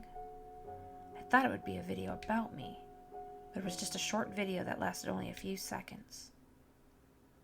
I will find you again. No. I let out a scream and dropped my favorite Sir Spotty mug. It was smashed into pieces. What was worse was that the video reminded me of the time that Pi kidnapped me from my home while I was asleep. I was basically a pathetic lamb waiting to be slaughtered if I just stayed at home like this. Should I call the police? Don't be silly. They would never take me seriously until I became a dead body. Should I leave Hong Kong? But then it would be like the time when I left Beijing all over again. Perhaps I had to admit to myself that I was a complete and utter loser. In my senior year, I'd had a huge crush on a lovely girl. I had stalked her, taken photos in secret, and written her anonymous letters. I even had the courage I never had the courage to simply tell her how I felt face to face. Then the photos I took were exposed online, causing her tons of trouble. I remember the day when those photos had been posted. 2 boys from the lower grade were harassing her. I gathered all of my courage and went up to stop them, thinking that I would teach them a lesson. As it turned out, I was the one who was then dragged into the bike parking area and beaten up. That was probably the bravest thing I'd ever done in my entire life. I'd always been weak and useless. I wasn't able to help her with a tennis match, her win a tennis match. I couldn't appreciate an art exhibit. I didn't protect her when she was taken away by bad people. I didn't take her to the hospital when she was ill and passed out. I couldn't even teach some punk kids from the lower grade a lesson. How would it ever be possible for her to like someone like me? Eventually, I gave up on telling her how I felt. Instead, I ran back to Hong Kong after graduation. I also declined all of the jobs that Father had found for me. It wasn't that I didn't like those jobs. I was just worried that if I screwed up, Father would know about it and I would get scolded by him. But then I never went out looking for jobs myself either. Eventually, I became a pathetic otaku. I was still good at playing video games, but the only reason was that in the game, I would never have to deal with any real responsibilities, win or lose. I had been running away for my entire life. Where could I even run away to this time? Did I really want to hide in the digital world again? I stared at Pi's short message, completely focused. For 5 hours, from noon until sunset, I finally made up my mind. I took a deep breath and dropped the throw pillow on the floor. A few minutes later, I had recorded a video of myself too with my own message. Come at me, bastard. Uploading. For the next 3 days, I collected everything I could find about Pi on the internet, from rumors in random forums to the internal archives of the Hong Kong Police Department Criminal Division. Like a detective on a TV show, I had written down all of the tips on it, on post-it notes. I then pinned them up on a board and connected the clues with threads. The common characteristics shared among Pi's chosen targets: sadistic, male, some kind of abnormal perversion. Pi's own traits: only used knives, preferred to strike at places that the victim frequented, just as their own homes and workplaces, so that it could be quickly discovered and serve as some sort of warning. Preferred to strike during unusual hours of the day. If there wasn't a suitable time window, or if the window was too short, he would strike at other locations and transport the body to his preferred location later. Depending on the sins or fetishes of the victims, Pi would always perform some ritual either before or after the attack to inflict maximum suffering upon the victim. It was typically done before. Afterwards, he would always thoroughly clean up the crime scene. Finally, he would always leave his own trademark, a smiley face. Pi must have been a patient, meticulous, and intelligent person. Now that I had holed up myself at home, he must have been getting ready to come and get me. I had to be even more prepared and ready for when he eventually did. I decided to never set one foot out of my door again and relied solely on home deliveries. Whenever the food was delivered, I would tell the delivery guy to leave the food at the door. I would only open the door when I could make sure that nobody was outside, and I would leave my bags of trash out when I brought in my food. I heard some ladies yelling about me leaving garbage out in the hallway, but I had no other choice. If I went downstairs to dump my garbage, Pi would be sure to find an opportunity to kill me. If I didn't throw the garbage away, and if Pi didn't show up for 6 months, I would probably be crushed by my own trash before he killed me. It was a matter of life and death. I didn't want to be remembered as the first person in Hong Kong ever to be killed by his own garbage. Of course, I had also installed a full homemade alarm system in my home, and I even went to bed and I never went to bed without a knife and pepper spray in my hands. This had been my life for 2 months. It was a Tuesday. As usual, I had called for my delivery, and I was watching anime on my computer as I waited for my dinner. The bell to my apartment rang. The delivery guy showed up in the monitor. "Come on up, just leave the bag at the door." My adrenaline level had risen to the highest it had ever been. For the last 2 months, I had only ever ordered deliveries from Pizza Hut. The closest one to my place had a total of 28 employees, 7 of whom would be out doing the deliveries. Lefty, Nima, Uncle Quan, Terry, Sonny, plus 2 cooks who occasionally did the legwork too, Sister Wang and Brother Feng. I remembered everything about them. I could even tell the distance between the mole on Sister Wang's face and the corner of her mouth in millimeters. This delivery guy downstairs had a mole on the corner of his eye and incredible pale skin. He was obviously not one of those 7 people. Meanwhile, Pizza Hut hadn't hired a new employee for 2 whole years as business hadn't been going too well for them. Moreover, the manager, old Lou, had always hated good-looking young men. He would never hire some new guy like this. I logged into the surveillance system and ran some programs. My PDA screen immediately started showing a video from a hidden camera. On the screen, I got up from my computer and walked into the bathroom. The screen then switched to the view inside the bathroom. I started to undress, stepped into the bathtub, and closed the shower curtain. The screen switched again to what was behind the shower curtain. A naked me turned on the shower. Outside of the screen, though, I was still sitting in front of my computer. Based on the games Pi had played with me, I was confident that Pi must be a competent hacker himself. Chances were that he was holding a PDA right now and looking at the exact same video while he was coming up the stairs. I grabbed the knife and pepper spray. I walked into the bathroom. I turned on the shower, I closed the shower curtain, and I turned on the laundry basket, and I turned to the laundry basket sitting in the corner. I brought it especially for today. It was an extra large one, large enough to hide an entire person. Suddenly, I felt like I had forgotten something important. I opened the lid. Shit. Not now. I would always carelessly throw my dirty clothes into the basket every time I changed out of them, telling myself that I would do the laundry next time. But I had forgotten that after 2 months of never actually doing the laundry, the basket was now full. Crap. If I pull out the dirty clothes and dump them on the floor, Pi would be sure to notice that something was suspicious.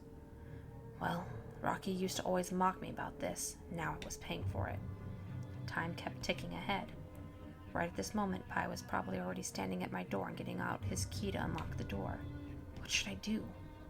Was there anything else in the bathroom that I could hide inside? The toilet? How on earth could I hide inside that? All of a sudden, the bathroom door was slowly pushed open. It was Pi, standing at the doorway carrying a pizza box, looking right at me. He tipped the pizza hat that was on his head and smiled at me like a true gentleman. Long time no see. I panicked, and I never forgot that I had a knife, and I even forgot that I had a knife in my hand. I just nervously raised the pepper spray like an idiot, but Pi was faster. He pulled out a can of God knows what and immediately spread it all over my face. How could this have happened? I had planned so carefully, waited for so long, yet I still ended up like this. Was it my fate to die at his hands? When my consciousness had finally returned to this world, Pi was standing right in front of me. This time there was no costume, no mask, no voice modulator. You must have thought that I would just kill you in your home and finish it all, right? Well, to be honest, the games that we played together were really enjoyable, so it'd be a shame to just kill you off like that. In return, I have made some special arrangements just for you this time, and an even more spectacular arcade. He gestured behind him. It wasn't a very large room, but I could see all kinds of horrifying tools and devices everywhere. This time, the game would be played on a nightmare level. Jimmy. Oh, jeez. For a homeless cat, fresh water is one of the biggest challenges we have to face. The puddles on the road are out of question. They are too dirty.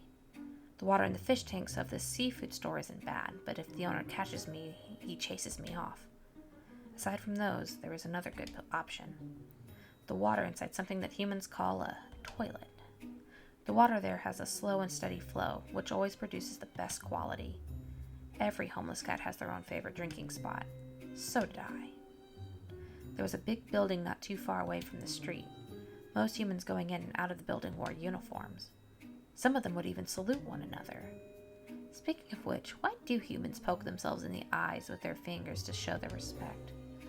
On the south side of the building, on the first floor, there was a small window that was always open. I often sneaked into the building through it. There was a toilet behind that window. If I crawled under the door opposite the toilet, I could see even more toilets.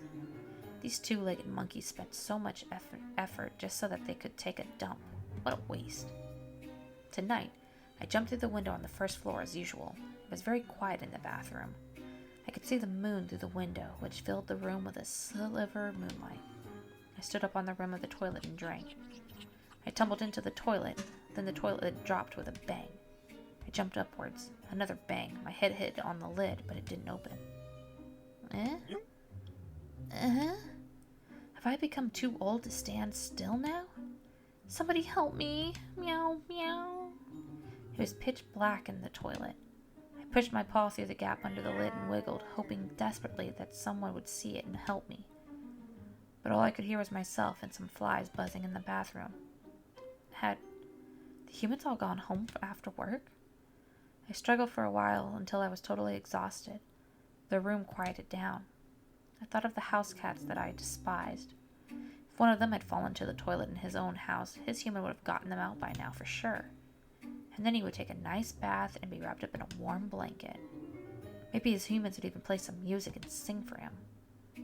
I began humming to myself without even realizing it, before shutting myself up when I heard how off-key I was. Spotty. Okay.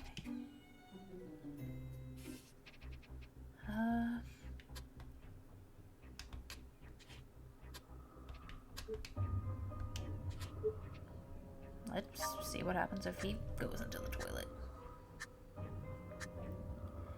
I wasn't sure if it was me getting older or that I had become easily scared. I was so startled that I leapt into the air when I heard someone come in. Apparently, the person who was on his phone when he came in was also startled by me that he dropped his phone. What the hell? Why is there a damn cat in here? He picked up his phone and grabbed me by the back of my neck. He threw me out of the window that I had come in from. I thought that would land on some grass. What I didn't expect was that a gigantic human-made metal machine had been parked outside the window. One of my front paws hit the machine so hard that it almost got broken. Damn it! If I were younger, I would have scored a perfect landing, easily. I massaged my paw and was getting ready to leave. That was when I saw Blackie, whom I hadn't seen for a long time. He seemed to have matured a lot and wasn't as intimidating as I once remembered.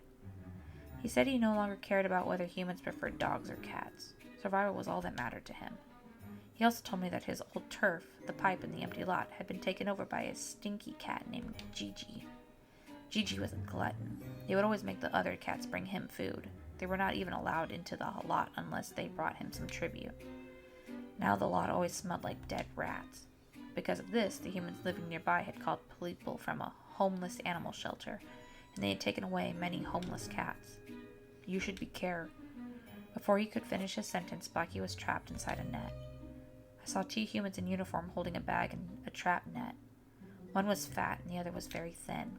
They were standing only meters away from me.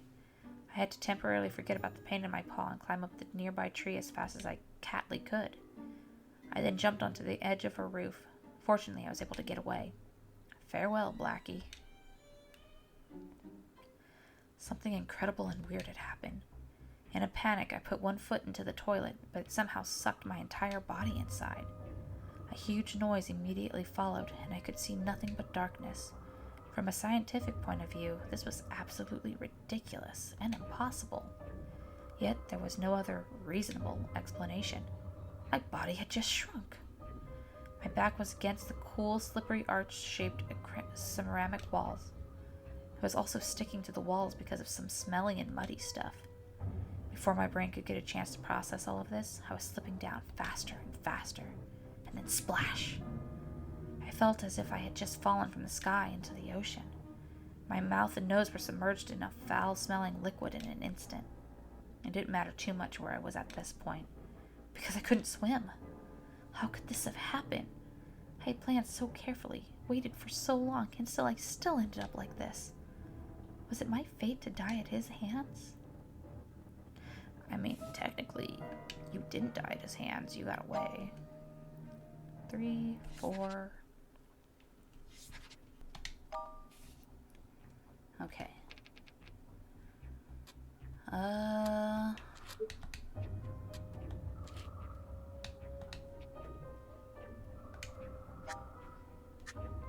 Okay, well, changed Spotty's future. A man pushed open the door and walked in while on his phone.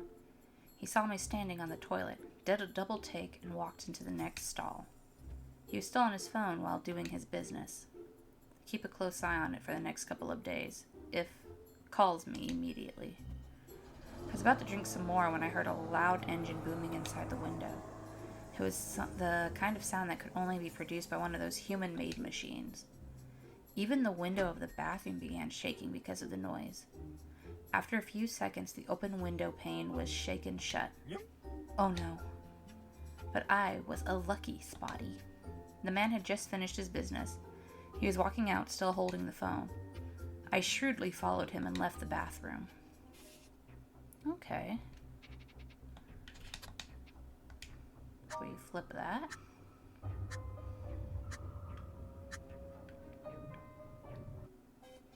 Something incredible and weird happened. In a panic, I put one foot into the toilet, but it somehow sucked my entire body inside. A huge noise immediately followed, and I could see nothing but darkness. From a scientific point of view, this was absolutely ridiculous and impossible. Yet there was no other reasonable explanation. My body had just shrunk.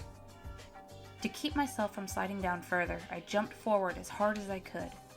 My head bumped into something, but surprisingly, it didn't stop me. I landed next to the toilet. Aside from smelling a little, my body seemed to have changed back to normal. After a brief period of shock, I realized that this must have been a blessing from the goddess of fortune. She had given me a place to hide. Pi had entered the apartment. I didn't have much time for anything else. I quickly grabbed a rope I had lying around and stepped into the toilet, one more time, turning into a Lilliput. I hid in the toilet, and I saw Pi walk into the bathroom. He looked like a giant to me.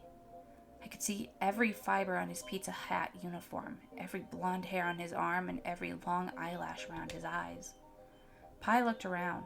He even checked the laundry basket. My heart skipped a few beats. Thank God I wasn't hiding in there.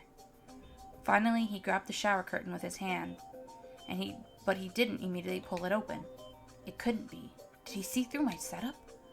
However, the goddess awarded me another blessing. Pi sneezed. Yes, he just sneezed.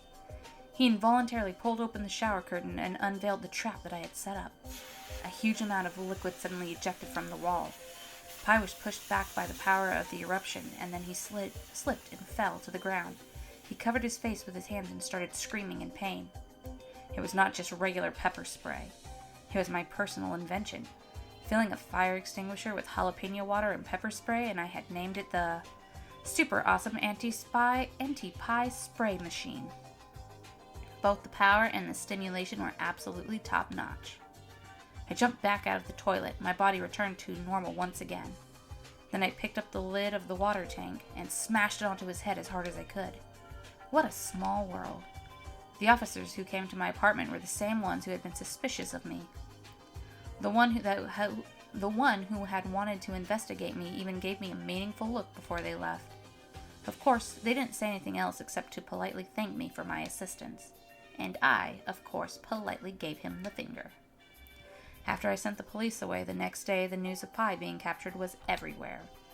They even published Pi's family background and history, although no one would know if they were true or not. However, the case, I couldn't care any less. Whatever the case, I couldn't care any less.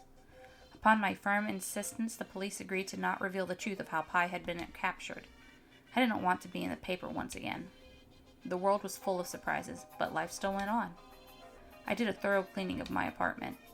I even cleaned the dust that had been piling up in my computer's case for years. Looking at my nice and sparkling clean room, I felt like my mood was finally brightening up too. I stayed inside for a few more days. Then I went and visited my parents. I also visited lots of places around Hong Kong. Everywhere I went, I would go and check the bathroom there. I would try to jump in the toilet and then jump back out again. Of course, I only chose the ones that looked clean. Despite still not knowing how it happened that day, I had indeed gained a special power. Furthermore, I had a new hypothesis too. What if a toilet was not connected to the sewer? What if, at the bottom of the toilet, there was simply another opening? Would I be able to stay shrunk and still move around? Ever since I had this thought, I began to often get too excited to fall asleep at night. I would lie on the bed and stare at my collection of Marvel comic books on the shelf and start fantasizing. Now that I had this superpower, I had a special responsibility as well, right? Yay! So he still has 2 endings. He's got 3 endings. Let's see here. Oh.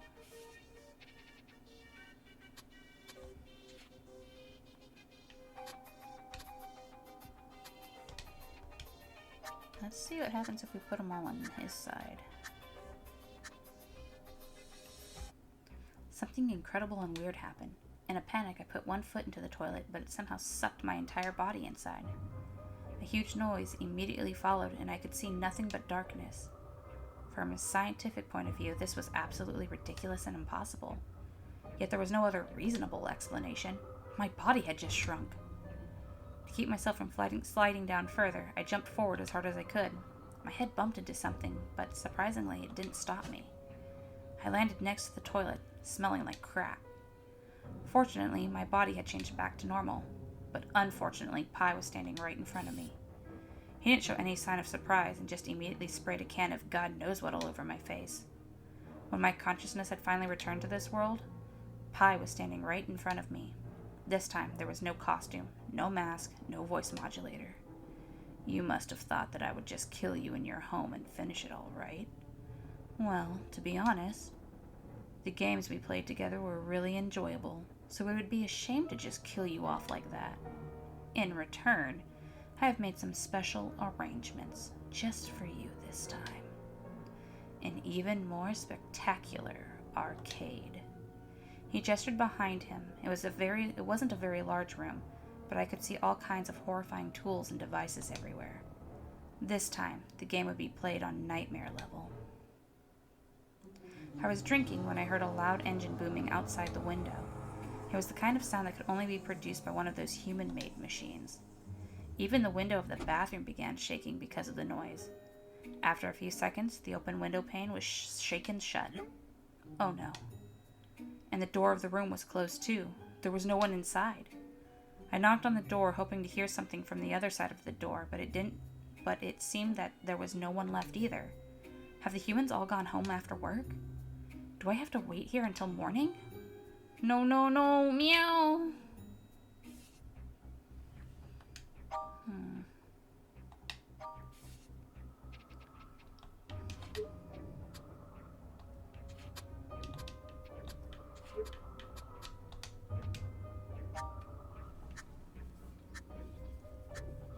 This will get us Spotty's last ending. I had no other choice but to follow my original plan. I pulled out half of the dirty clothes and tossed them aside. Then I climbed into the basket and closed the lid. I tried to observe what was going on through the holes in the wicker basket. The bathroom door was pushed open. A slim but menacing figure walked in. I held my breath, and my knife and pepper spray tight in my hands.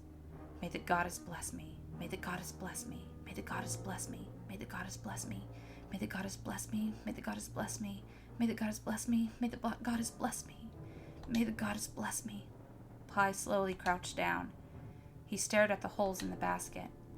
His expression went from suspicious to certain. Long time no see. The goddess had forsaken me once again. Why? Why? I stood up from the basket, screaming, and stabbed at him with the knife in my hand. Pi casually blocked the knife with the pizza box. There wasn't pizza inside the box, but something metal. He'd been well prepared all along. He raised a can of God knows what in his other hand and sprayed it all over my face.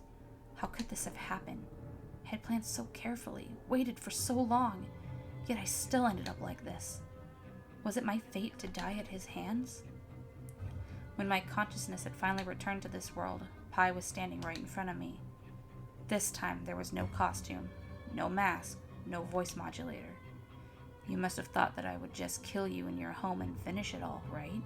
Well, to be honest, the games we played together were really enjoyable. So it would be a shame to just kill you off like that. In return, I've made some special arrangements just for you this time. An even more spectacular arcade. He gestured behind him. It wasn't a very large room, but I could see all kinds of horrifying tools and devices everywhere.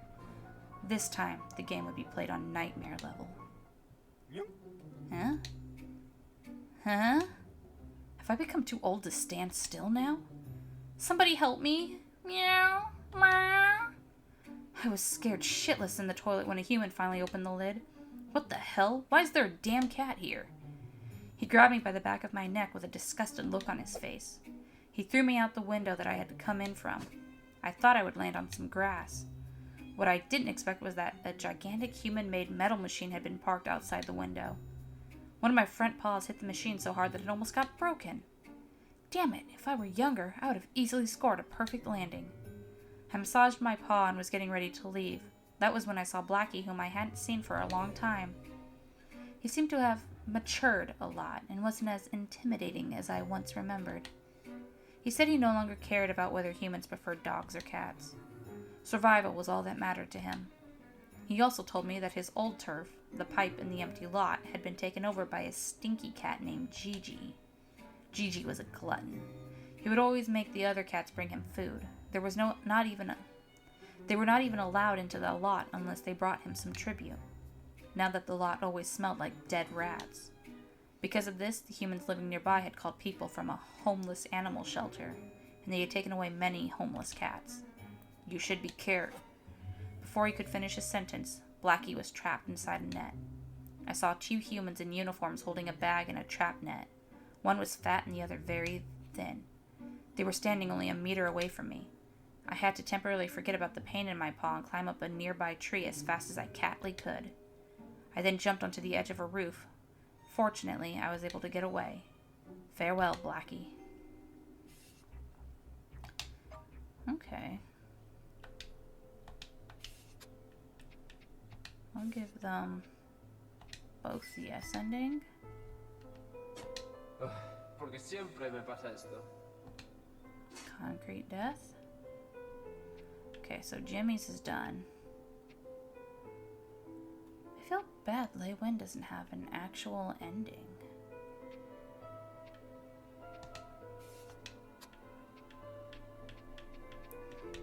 Let's see if we give her the...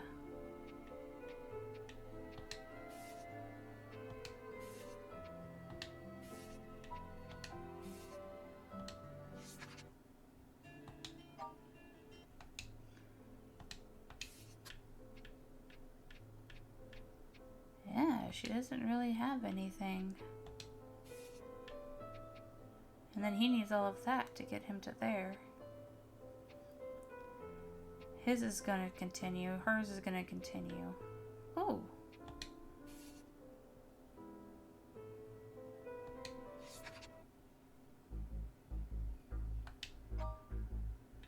Oh, one of his bad ending is gone. So we can now get his good ending.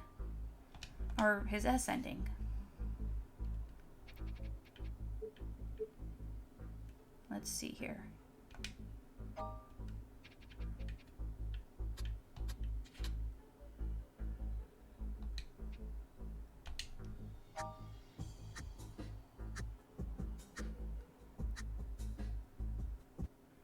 There was a stack of files in the safe. I flipped through them quickly. They were exactly what I had been looking for. Before I could find out where the lieutenant was being held, I heard somebody walking in my direction. I quietly closed the safe, hid the files under my jacket, and snuck into the bathroom. In the men's bathroom, there was a stall that had a window to the outside. It wasn't too big, but it was enough for an adult like me to climb out. And the back door of the station was not far away from the outside of the window. So I left the station without being seen by anyone, just like that. According to the files, Lieutenant Kang was being held in a detention center, number 6. It was one of the special facilities that were used specifically to hold suspects of special interest. I hid the files in the tall grass, not too close to the detention center. Then I walked up to the entrance, empty-handed. I showed the guard my ID and told him that I'd like to see Lieutenant Kang. Kang Bak-ya. The guard checked the record book in his hand. No visitation is allowed for this person. Check again. I'm a police officer. I waved my ID again to prove my identity. Doesn't matter. You need special permission to visit him. He shook his head and closed the book. I didn't leave immediately as I tried to think of another way to get in. My forehead started to sweat under the guard's suspicious stare. You wanted to see Kang Bak-ya? What's your name? A guard over 2 meters tall was standing behind me. I hadn't even noticed him there. He had startled me when he suddenly spoke. I showed him my police ID. It had my name and my unit on it. The tall guard gave me back my ID and nodded at the guard. He then said, "Follow me." As soon as I saw Lieutenant Kang sit down on the other side of the glass, I immediately picked up the phone on the wall.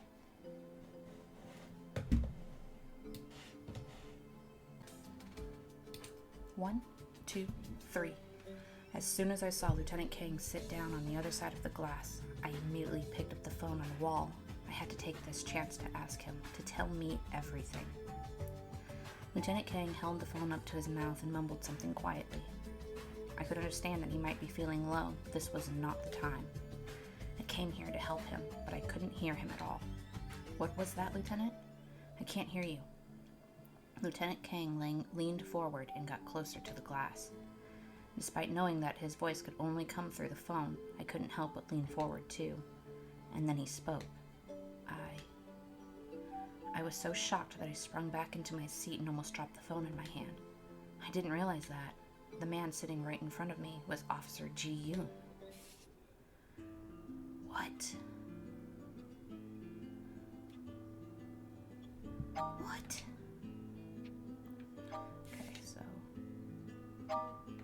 we got his S ending and her S ending. Boy, she has a lot of endings. 내 탓이야. 바보같이. Lead. The blue lady. Is there a different ending for her?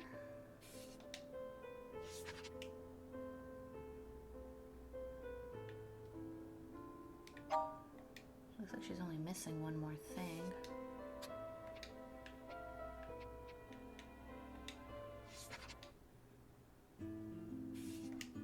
Let's see if we get her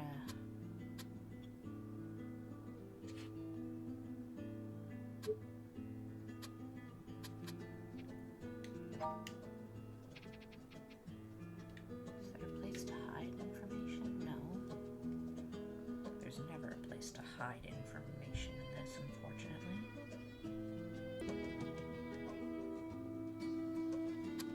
Let's see here.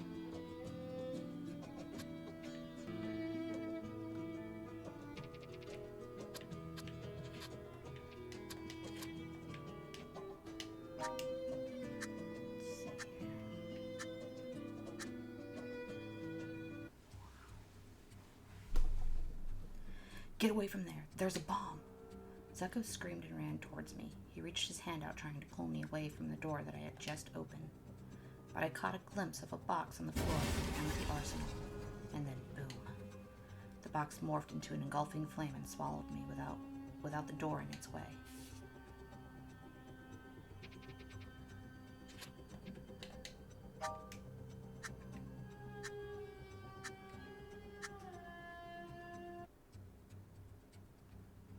Zuko wasn't in the arsenal, nor was he in the apartment. Somewhere on the street, I heard what sounded like an explosion. I ran downstairs and heard people screaming and crying in agony. There were injured people everywhere I looked. The source of all of the suffering was a small square that had just been wiped out. The food carts that sold beef balls were all gone. A dark, radical scorch mark was left on the concrete in the middle of the square. But in the center of the darkness, there was nothing. There was nothing left. Okay.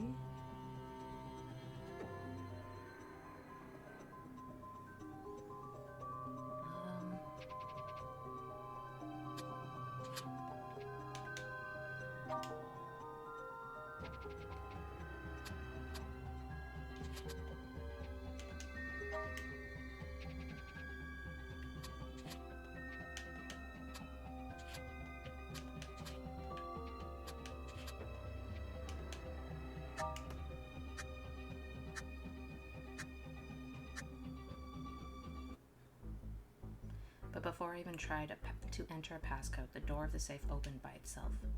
There was nothing but a note inside. It read, "Mind your own business." I went back to my seat, defeated.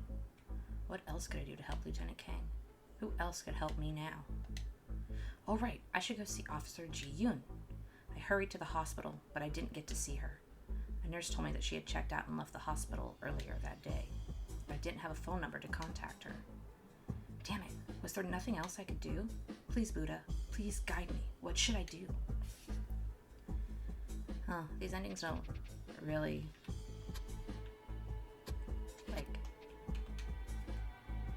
help out with anything now that we know the true S endings.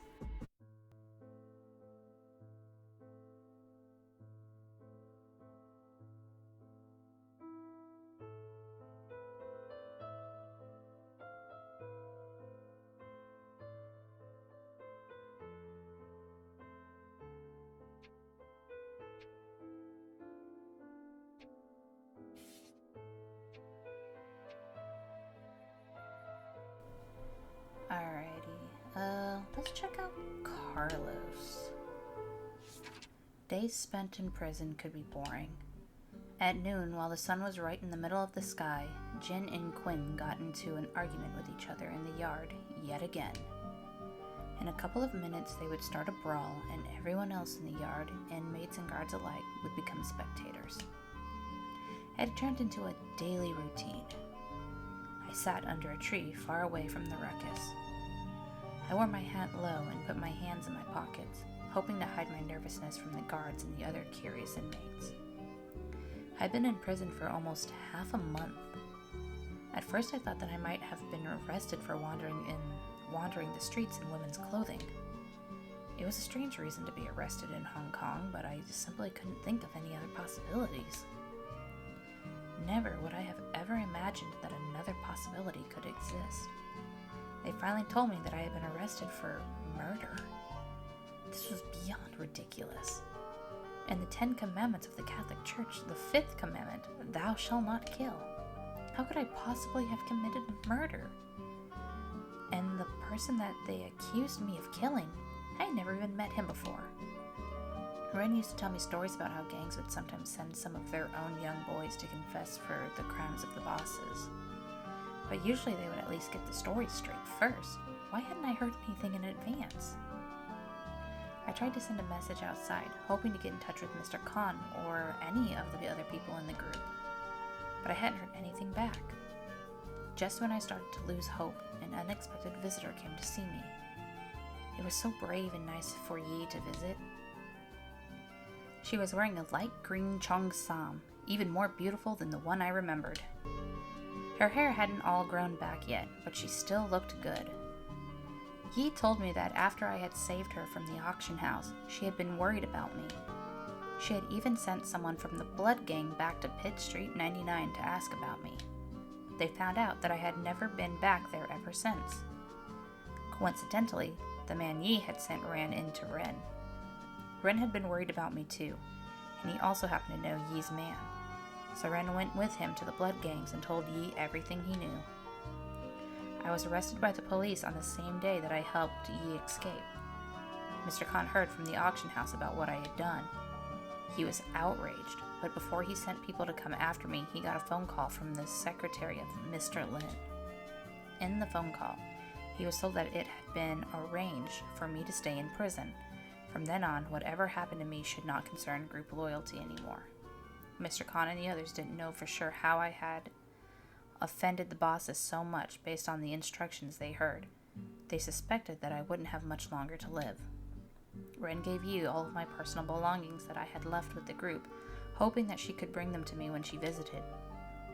Yi's finger accidentally touched my phone when she was showing me my things. It lit up. A woman with curly red hair appeared on my screen. One of the Blood Gang members with us immediately recognized her. "What, do you know my sister?" I couldn't contain my excitement and jumped up from my chair. "Stay quiet." The guard behind me stepped forward and pushed me back down. Yi unlocked her own phone and turned the screen towards me after a few clicks. I saw a list of people, some without a name but only a photo, followed by a string of digits. I read through the list one by one and stopped at the 5th person. She looked so much like my big sis. But her name was labeled Dragon. Huh? That was quite a coincidence. Your sister last contacted you from Hong Kong, right? Well, she has never left. She's now one of the top assassins in the field. There's an $8 million bounty on her head. Dragon is her code name. Jin and Qing finally started fighting. Cheers erupted around them. All of the other inmates and guards were gathering around them. I snuck into the storage room at the corner of the yard when no one else was watching.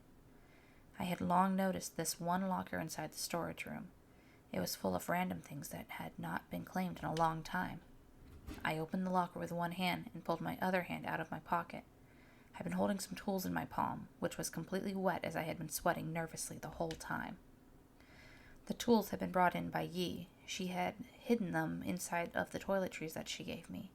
She told me to use these tools to break out of the prison. Yi also said that my being arranged into going to prison probably had something to do with my sister. Someone might be using me as leverage to blackmail Alicia. Or it could be a revenge on her by punishing me.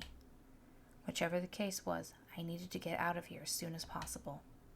Unfortunately, the Black Dragon Gang was in control of this prison, so Yi and the Blood Gang couldn't just break me out of here. Therefore, I had to do that part by myself. Once I was out, the Blood Gang would assist me in any way they could. So, a prison break.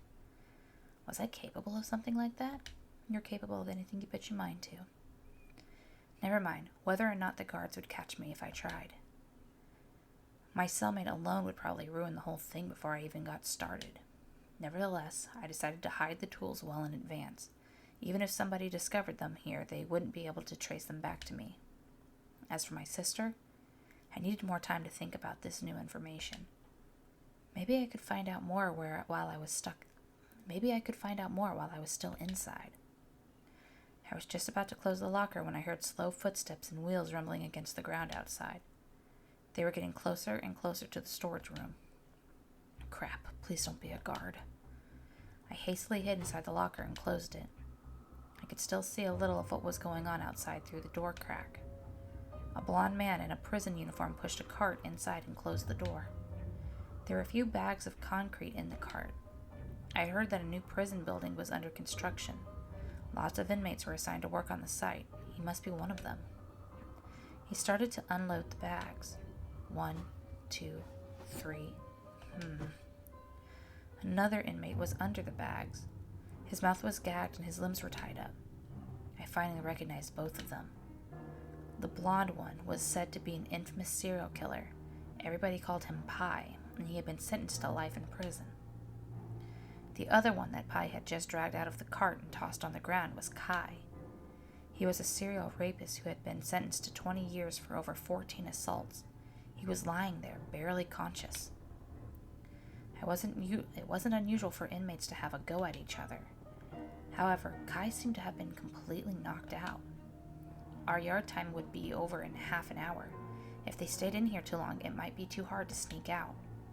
If Pi found me hiding in the locker, that might be even worse. Pi put on his gloves. I swallowed nervously. He pinned Kai to the ground and choked his neck, until Kai eventually stopped moving completely and opened the locker. He noticed me. Pi grabbed me by the collar and dragged me out of the locker, then chopped me on the neck with his bare hand. Unimaginable pain traveled from my neck to my head, and I could feel my brain being cut off from the rest of my body before I blacked out. When I woke up, I found myself stuffed inside a bulk bag. Everything below my chest had been submerged in concrete, which had not completely hardened, but the pressure on my chest was making it almost impossible to breathe. To stop me from making any sound, he had also sealed my lips with a piece of cloth soaked with concrete. I rocked my body as hard as I could and fell to the ground. Then I saw another bag which had been filled with solid concrete right before my eyes. The weird shape of the bag convinced me that Kai must be inside it. It was late at night. Pi would probably come back early in the morning and finish the job. Then he would throw these 2 bags with our bodies in them into the foundation of the new building and pour some more concrete over both of our concrete coffins. No one would even know. I had nothing to do with this. I was just here to hide something. How did I end up like this? Carlos. Oh, my sweet baby Carlos. I save you. Okay, can I hide that? I can't hide the locker.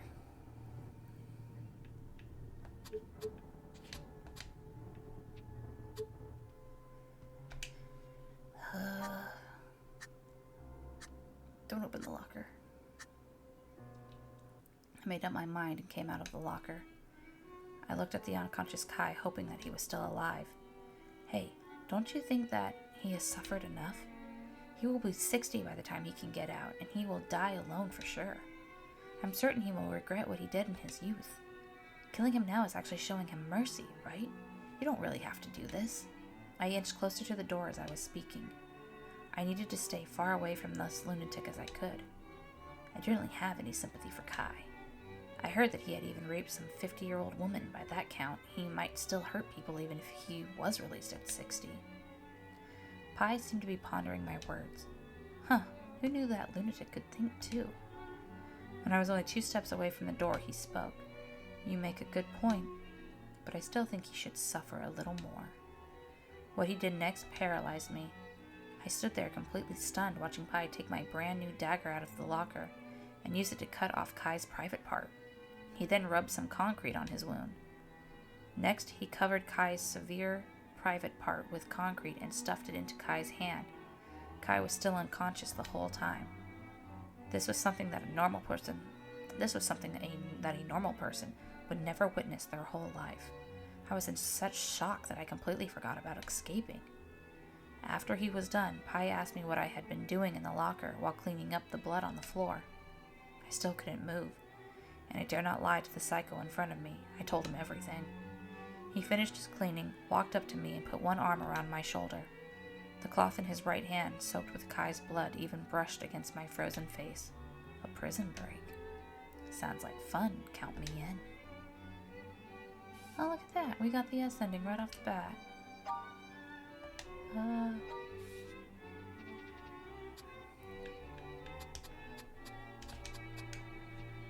Let's see what happens. Let's see some more endings. See if we can get out without Pi following us.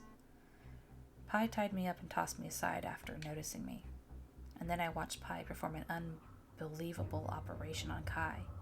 He made sure that Kai would never be able to assault anyone ever again. Pi must be a total psycho. He still wasn't done. Pi stuffed the mutilated Kai into a bulk bag and started pouring the concrete he had mixed into the bag. Kai was soon completely covered in concrete. Kai no longer existed in this world. Then Pi grabbed another empty bag and walked towards me. Soon, I would no longer exist in this world either.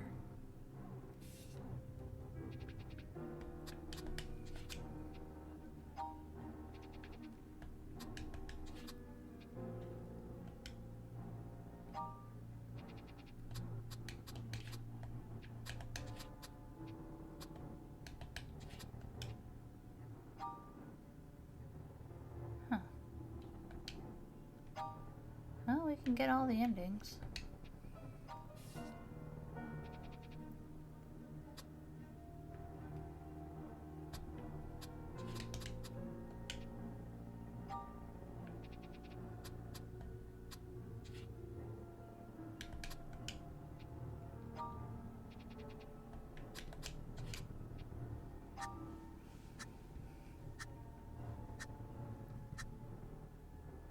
Pi was still focused on Kai and paid no attention to this person who had just jumped out of the locker. I heard that Pi was mentally ill, but his diagnosis had come back normal. Some people said the diagnosis must have been forged, as there were plenty of people who hated him and wanted him to be sent to prison. Nevertheless, seeing the twisted expression on his face right now, I was certain that the normal diagnosis must have been fake. In any case, as long as he hadn't noticed me, I figured that I should just sneak out. I inched towards the door slowly and steadily. Then I turned around very carefully. When I was only 2 steps away from the door, I felt a breeze on the back of my neck, and then my body stopped responding to anything.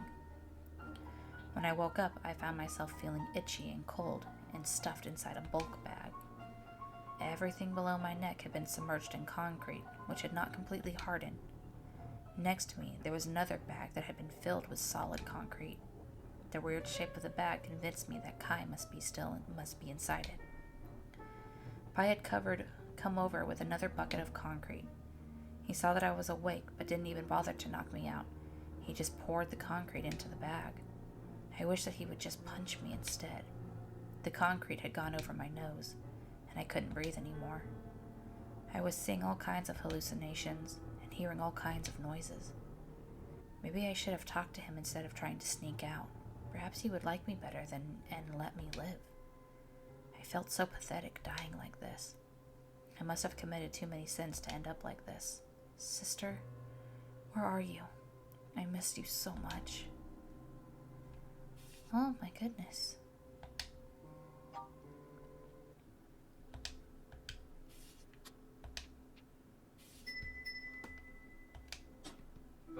Porque siempre me pasa esto.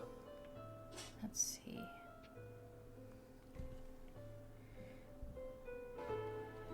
Let's check. We'll pause on him. I want to see what Chingguan Ming goes through, because I'm hoping we get another King Bakya. The wind was getting stronger when I left the detention center. Everyone on the street was walking very fast, probably anxious to get home. I held on tightly to a piece of paper in my hand so that it wouldn't get blown away. Earlier, I had written down a short note in a hurry. Blue Lady Jingle Wan Yom. That was the message Officer Ji Yun had left me. I hadn't expected that she would be the one that had been detained in place of Lieutenant Kang. Maybe transfiguration was not as complicated as I had thought. Then again, where was Lieutenant Kang? I was hoping to see him. That plan hadn't worked either. And now, this note was the only lead I had. I had to go to Blue Lady and find this person named Jingle Wan Yong. Blue Lady was an infamous gay bar in Busan. For police and gangs in particular, it was infamous because it was an establishment that belonged to the Bungum gang. I sat down at the bar and ordered a glass of orange juice. I checked my surroundings. Quiet. A few people seemed to be giving me strange looks, and they were whispering something under their breath. I didn't quite fit in a place like this. Whatever. I had real business to worry about. Speaking of business, who was this Jingle Wan Yong? Was he a frequent customer? Or the owner of the place? I waved the bartender over, hoping to ask him about his name.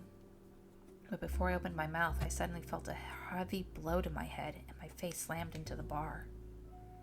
After who knows how long, I heard some slapping noises, and I felt pain in my face.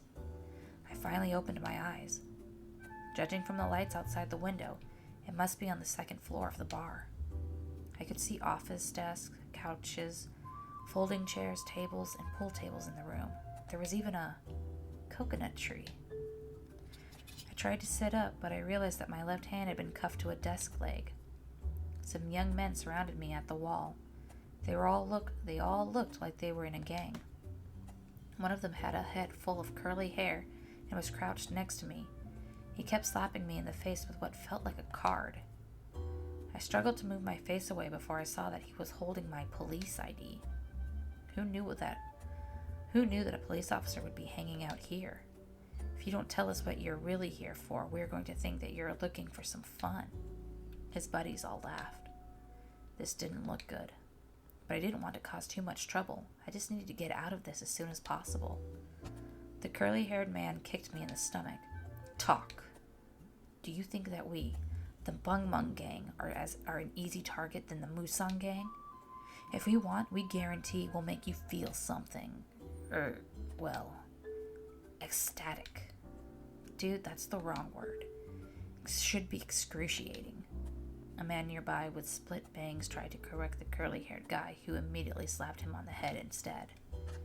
The door opened.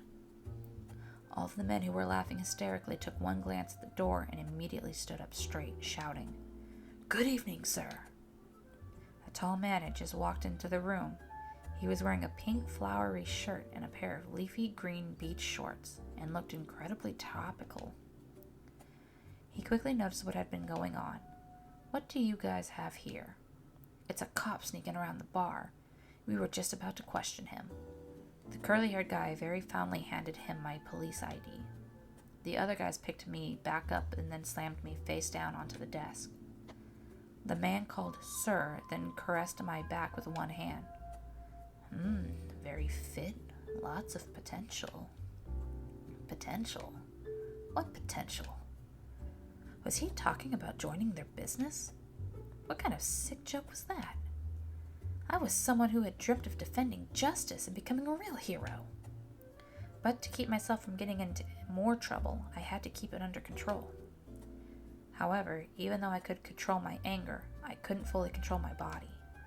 If he didn't stop soon, I was going to let out a loud fart. I remembered seeing the diagram of a human brain way back when. They would write lots of words on the brain representing what the person was thinking at the time. If someone were to draw a diagram of my brain right now, it would be filled with the word fart. Even worse, it might be running out of space. After giving me another pinch on my butt, the man finally stopped molesting me. "Oh, I didn't know you were here looking for me." I turned around and saw he was holding the note I had put in my pocket. I finally understood the "sir" in front of me was Jingle Wan Yum, the boss of this bar. But I never would have imagined him to be a bona fide gangster and the leader of the Simsu group within the Bungmong gang. Why would Officer Ji Yoon ask me to come and find him? "You are Kang Bakya's man. What do you want from me? I caught the ID that he had thrown back at me. The ID only said that I was in Unit 4 of the Busan Police Precinct. So he must know about Lieutenant Kang. I still couldn't figure out what the relationship was. Friends or foes? Or maybe he was Lieutenant Kang's informant. In any case, since Officer Ji-yoon had asked me to find him, he must be someone who could help. I briefly explained the reason for my visit, and I mentioned that Officer Min-jun had been murdered. Although I withheld most of the details about Lieutenant Kang's situation, I was thinking that I should at least feel him out first. He just chuckled and lit a cigarette. Kid, are you trying to hold something back? You're 10 years too young to play this game with me. Let me put it this way. I'm an information broker. If you want information from me, you need to trade something. It's that simple. Understand? He blew smoke in my face, smiling, and held my left hand steady. I took out the tail that I hid in my right palm and reached for the pocket on my shirt. I bit my lip and said, "Fine, how about this?" I handed him my weapon and pulled out a small notepad from my pocket. It had all of the trivial information I had collected during all of my cases since joining the force. Most of the information was about the Musang gang, although there was some about the Bungming gang too. There was nothing particularly important or classified, otherwise I wouldn't be carrying it on me like this. Since he had mentioned trade, he must mean with something like this then. I suppose I wouldn't be able to buy it with money. He took my notepad, flipped through it quickly, and tossed it into the trash can. Then he made a gesture. The men who had been watching us in the room the whole time immediately surrounded me. Then they started maliciously beating me up. Jingle Wan Yom stood outside of the circle and gently said, "Young man, you are not cut out to be a policeman. You are definitely not cut out to be Bakya's man.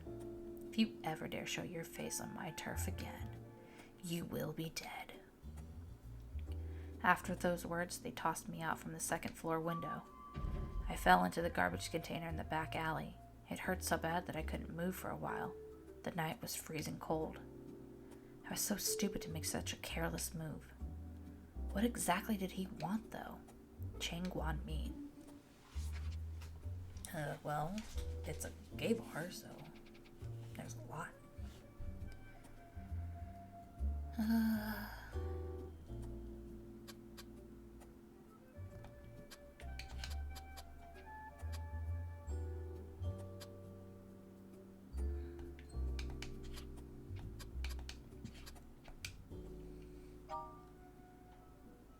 Okay.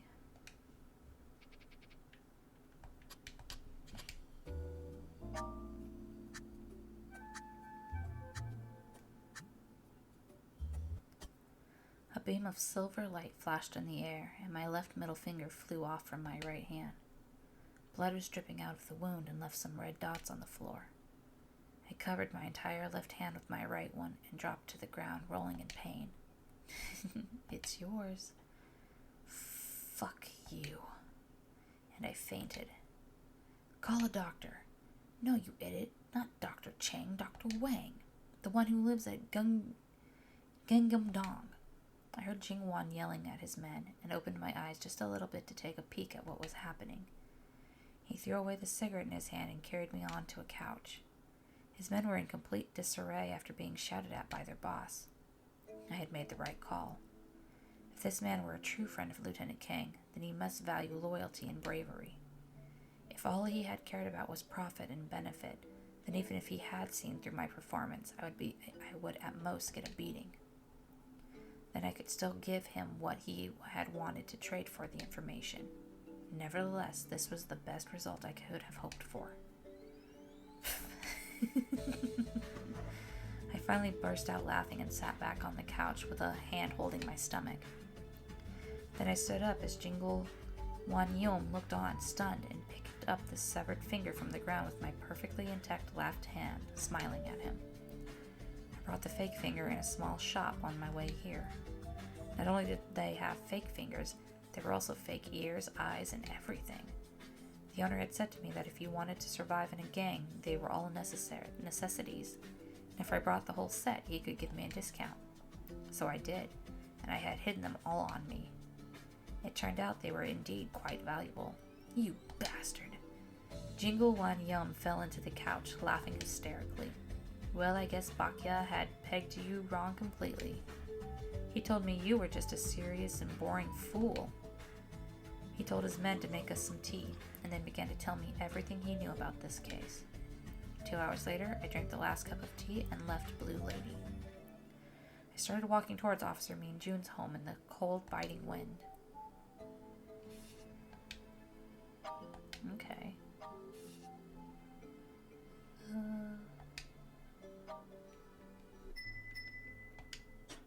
부처님, 나도 좀 도와줘요.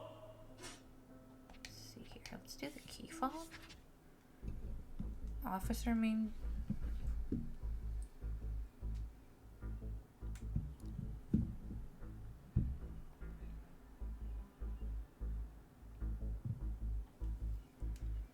Officer Mean Jun's home was very clean.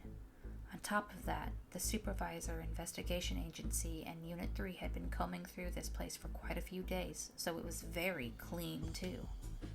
There were no other visitors anymore. Police tape was stretched across the door. The calendar in the living room was still on Wednesday's page. It was the day of his murder. It had been 3 days since then. I remembered that Mean Jun once mentioned that he didn't like those calendars that had Sunday as the first day of the week. He said that he had always preferred Mondays as the start of the week. To him, it represented a new beginning for our work.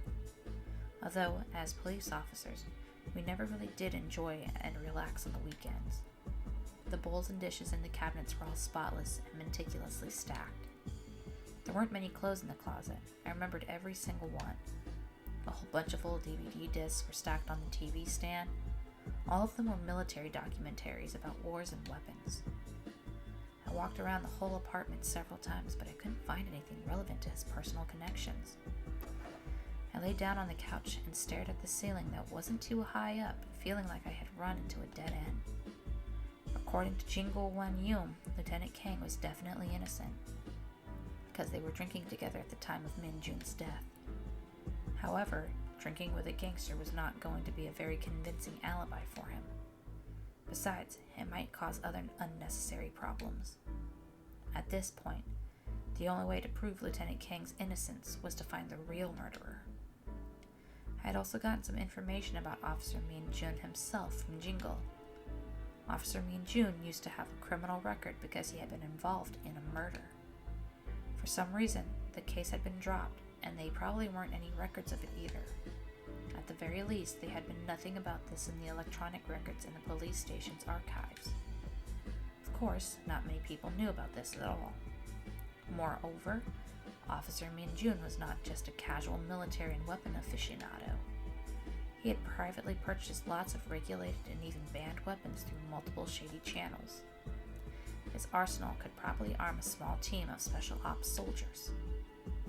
However, Jingle had said that he wasn't sure if his special hobby was relevant to his death. The information that did have a direct connection to the case was in regards to surveillance tapes. All of the surveillance videos from near the apartment building on the day of the murder were gone. Therefore, it was very likely that Officer Min Jun had been killed in his own home. Unfortunately, there hadn't been any witnesses who might have seen it if he had any visitors that day. Overall, although I had gathered a lot of potential valuable information, I still had no clue as to the true identity of the killer. Jan and I were getting sleepier the more I thought about it. Just as I was falling asleep, I felt something on my butt. I put my hand into the back pocket of my pants and took out Officer Min Jun's keys. There was a keychain fob that was in the shape of a telephone. I remembered the fob really well. There were not many keys on the chain, but also the fob, however, seemed way too big and inconvenient. I remember that I had once been pouring some water for Officer Min Jun while he was reading a new edition of a firearms encyclopedia. I was peeking at the book over his shoulder when I accidentally spilled the water all over his desk. Officer Min Jun immediately pulled out some napkins and started wiping his keys and the fob while cursing at me. He did not wipe the book first. Could it be? I went into the kitchen, found some flour, and sprinkled it on the fob. I shook it and then blew on it. It worked! 1, 2, 4, 5, 7, 8, 9. These were probably the most frequently used digits. I tried pushing them. The buttons on the fob could really be pressed. It looked like this could be a passcode to something.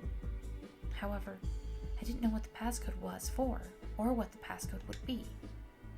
Speaking of code, I could vaguely recall that Officer Min Jun had once told me about a series of mystic numbers, which might just have something to do with this.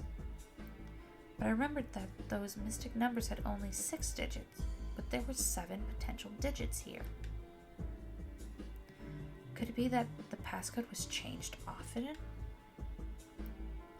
I seem to recall that there were some relevant formulas.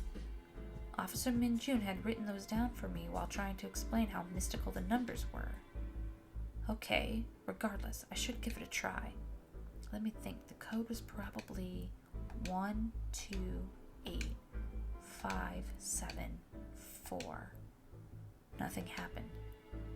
No, I couldn't just try a random combination. There were too many possibilities. 6 digits, 6 digits. Why would there be 1 too many being pressed on the fob? I was certain that Officer Min Jun had written the numbers down on the corner of the piece of paper that I had written my report on. Oh, we remember seeing numbers earlier in the series. I have to go find that letter. Those might be the numbers to try. Maybe I had written something else on it later. It was so long ago I must have thrown it away. This was so frustrating. What on earth was the passcode? Ching Guan Mi. Okay.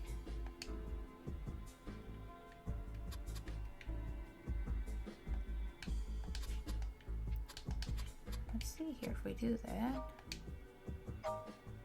Okay, so no matter how we put the numbers, it's always going to be wrong unless we get the right ones. Okay, where? Was it here?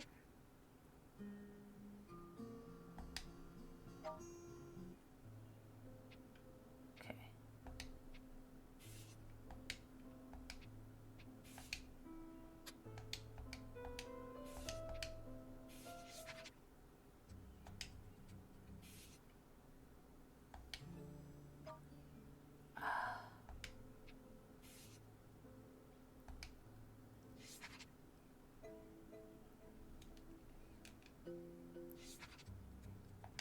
Okay, it's not that one.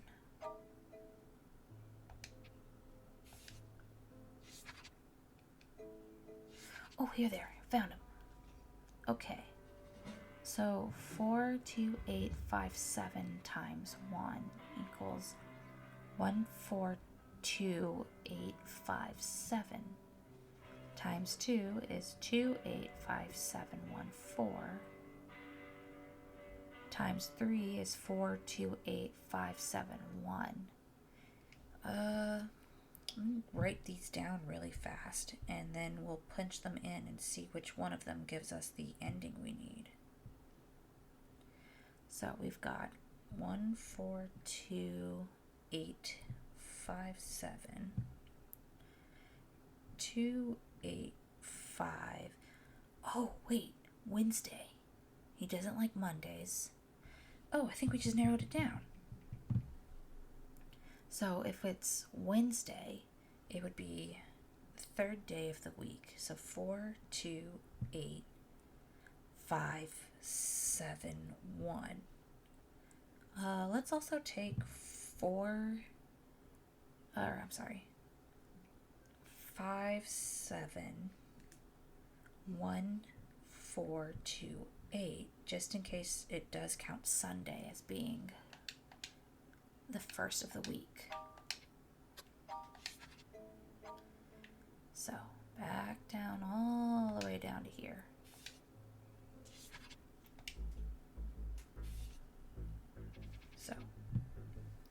go 4, 2, 8, 5, 7, 1.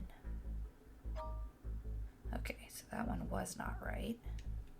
Good thing we grabbed the other number 2. 5, 7, 1, 4, 2, 8. What?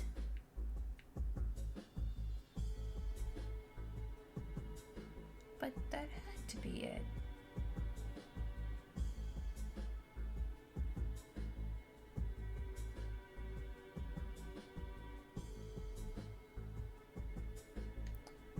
Okay, there's 7 numbers. 5, 7, 1, 4, 2, 8. 2, 3, 4, 5, 6.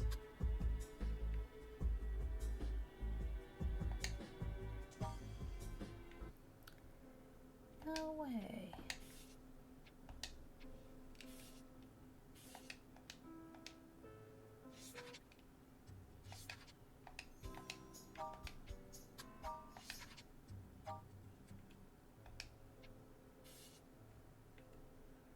Oh, great. Now I don't remember which one it was.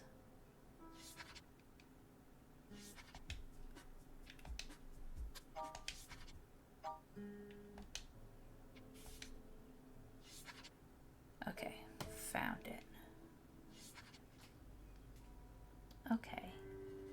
So, which one? 1, 2, 3, 4, 5. 4, 2, 8, 5, 7 times 1 times 2 times 3. Alright. Well, I tried to be logical. Now I'm just gonna type in all of the digits and see which one works. And then 2, 8,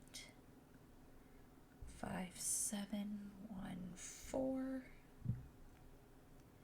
People are probably going to be like, why is this girl so dumb? It was so easy. But I just got off work and I'm not having brain power. 8, 5, 7, 1, 4, 2. Alright, the other one is 9, 9, 9, 9, 9, 9, 9.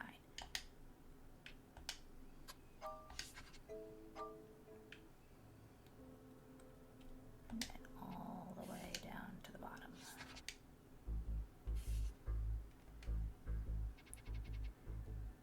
Okay.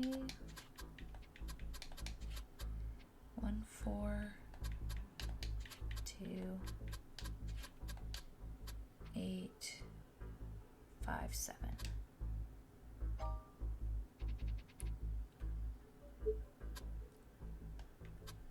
Two, 8, 5, 7, 1, 4.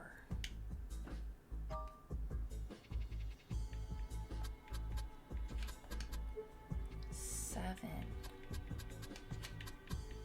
1, 4, 2, 8, 5.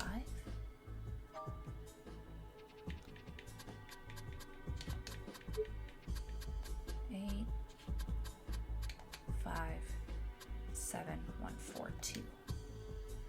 Okay. Took us a minute, but we got there. Beep.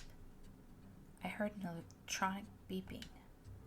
Before I could figure out where the beeping had come from, the body mirror in the middle of the living room wall suddenly rotated by itself.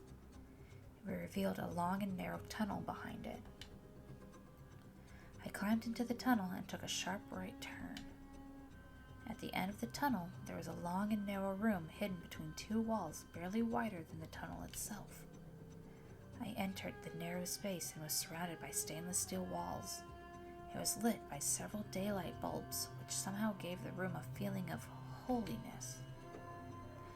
There were all kinds of hooks and shelves attached to the steel wall, while numerous firearms and grenades were placed upon them.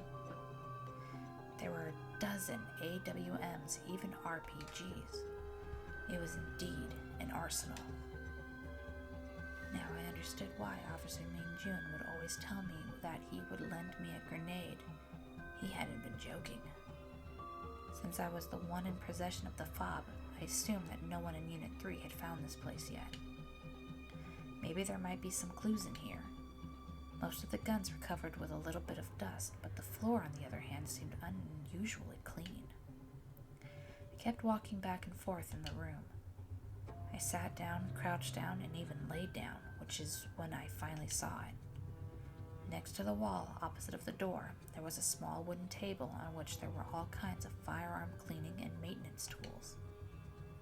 One of the table legs next to the wall seemed to have a slightly darker tip than the others. It looked like it had been covered with something dirty. I turned on the flashlight and pointed it at the table leg.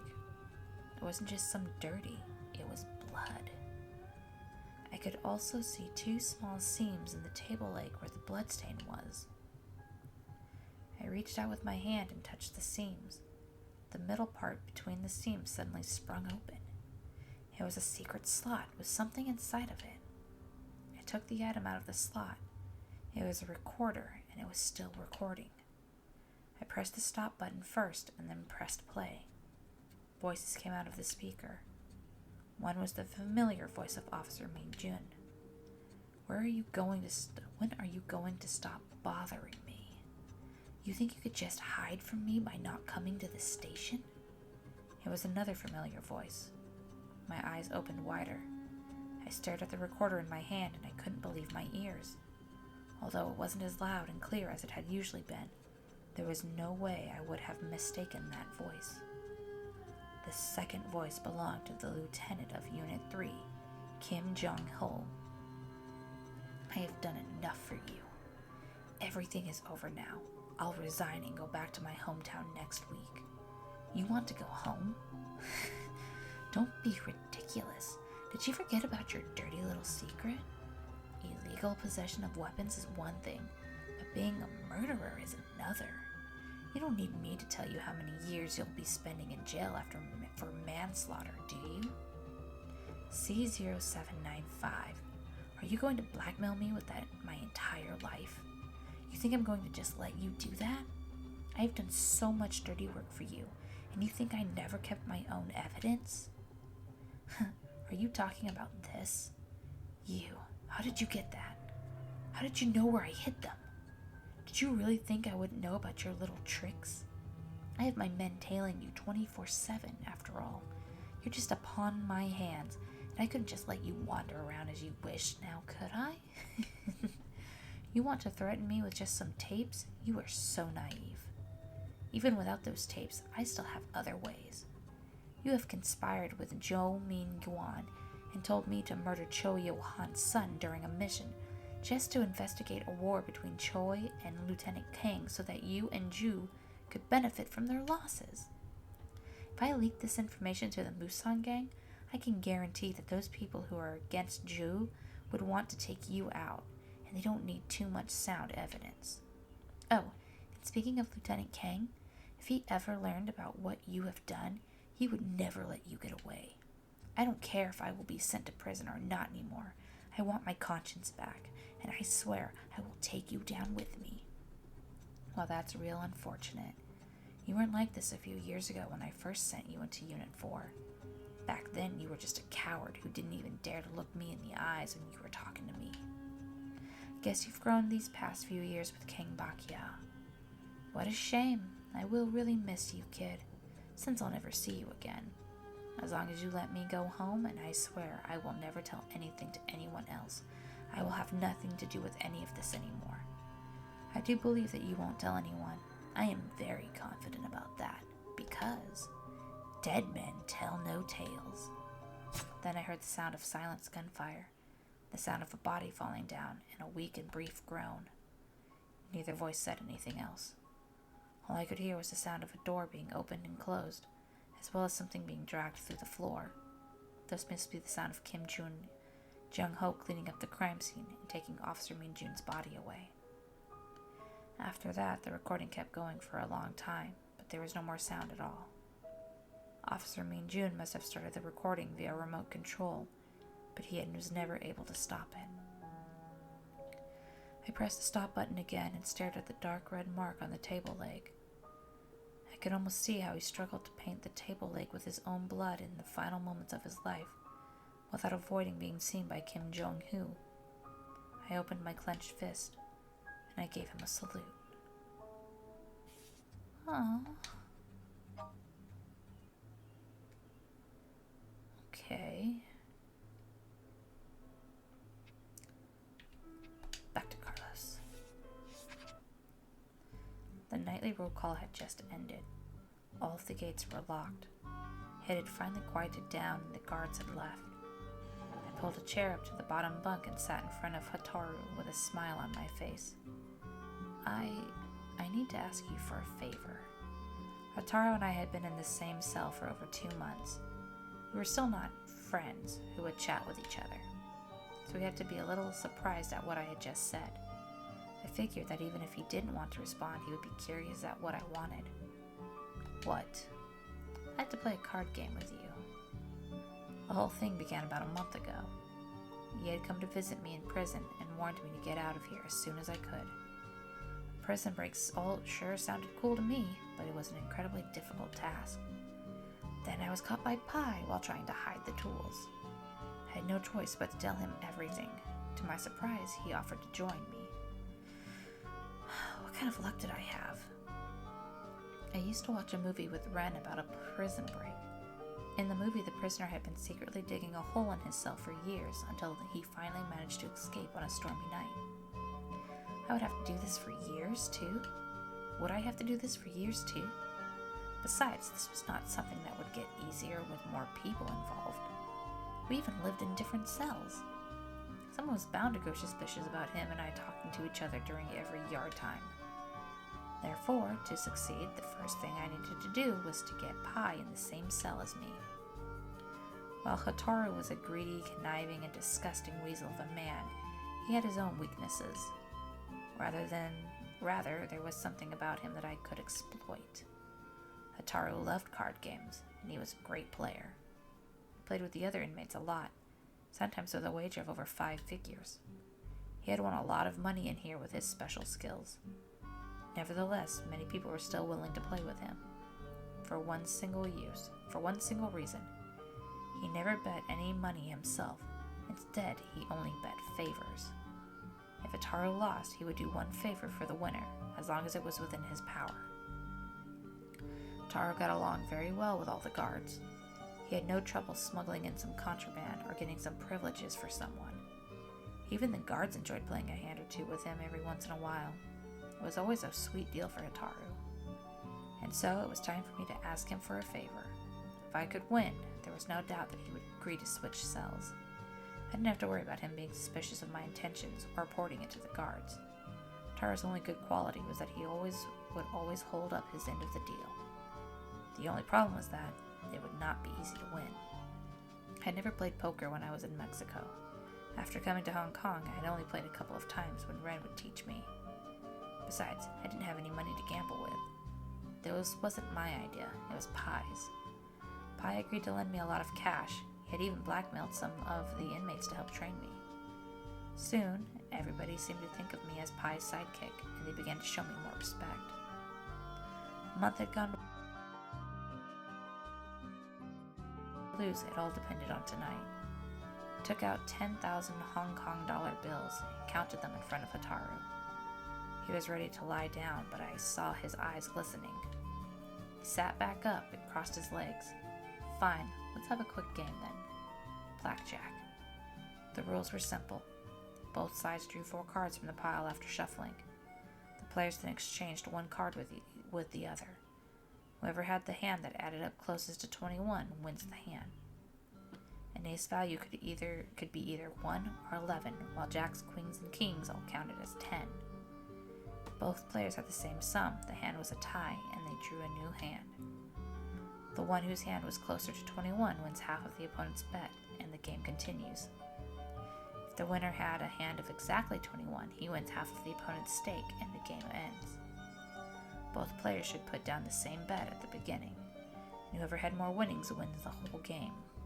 While the rules made the game sound like it could go on forever, it usually ended quickly as there were numerous combinations that added up to 21. Still, I didn't expect for him to play blackjack with me, since it relied a little more on pure luck than skill. Then again, I wasn't so sure if that was a good thing for me or not. Shuffling, drawing. I stared at my cards through long and hard with my heart pounding in my chest and decided to keep these cards. 2, 3, 6. And I gave Hotaru this card. 8. I wish I had this card in my hand. I took the card from Hotaru. It was an ace. Why would he give away an ace? Hotaru slammed his cards on the bed. 8, ace, ace, ace. Game over. Thanks. Hotaru grabbed the 5 bills, stuffed them in with his other winnings, and went to sleep. Only one game. I was still sitting in my chair, stunned at my unbelievable bad luck. Would Pai's plan really work? Was there any other way? Carlos. Okay. 6, 7, 8, 9, 10.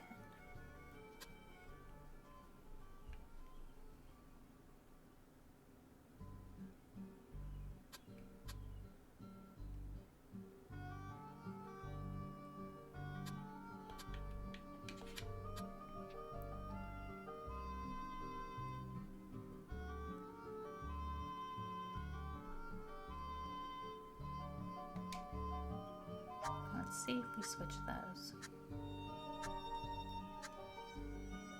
Took the card from Hotaru. It was an ace. Why would he give away an ace? We showed our hands at the same time. Neither of us had 21, but my hand was closer. I won half of the bet from Hotaru. However, in the next hand, Hotaru hit 21. Game over. I lost.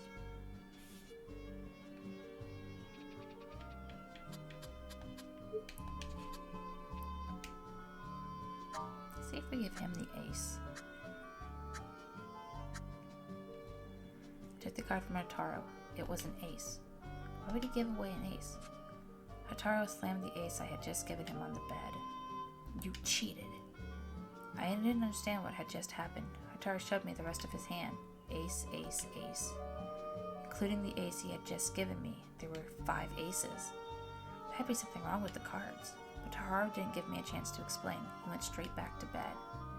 I absolutely hate cheaters. Go play with the others, you loser.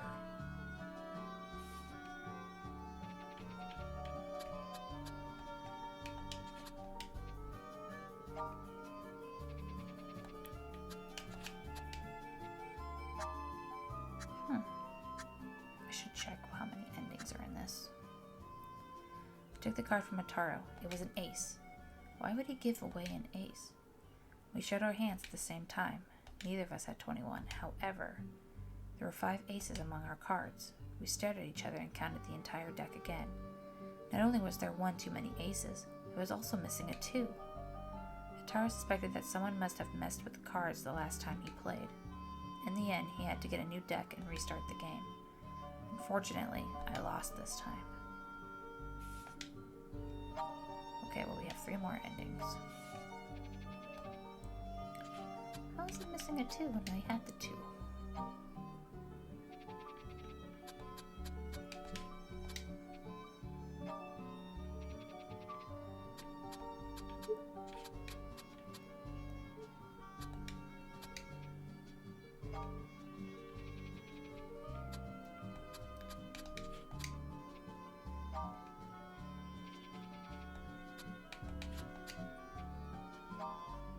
Let's see here.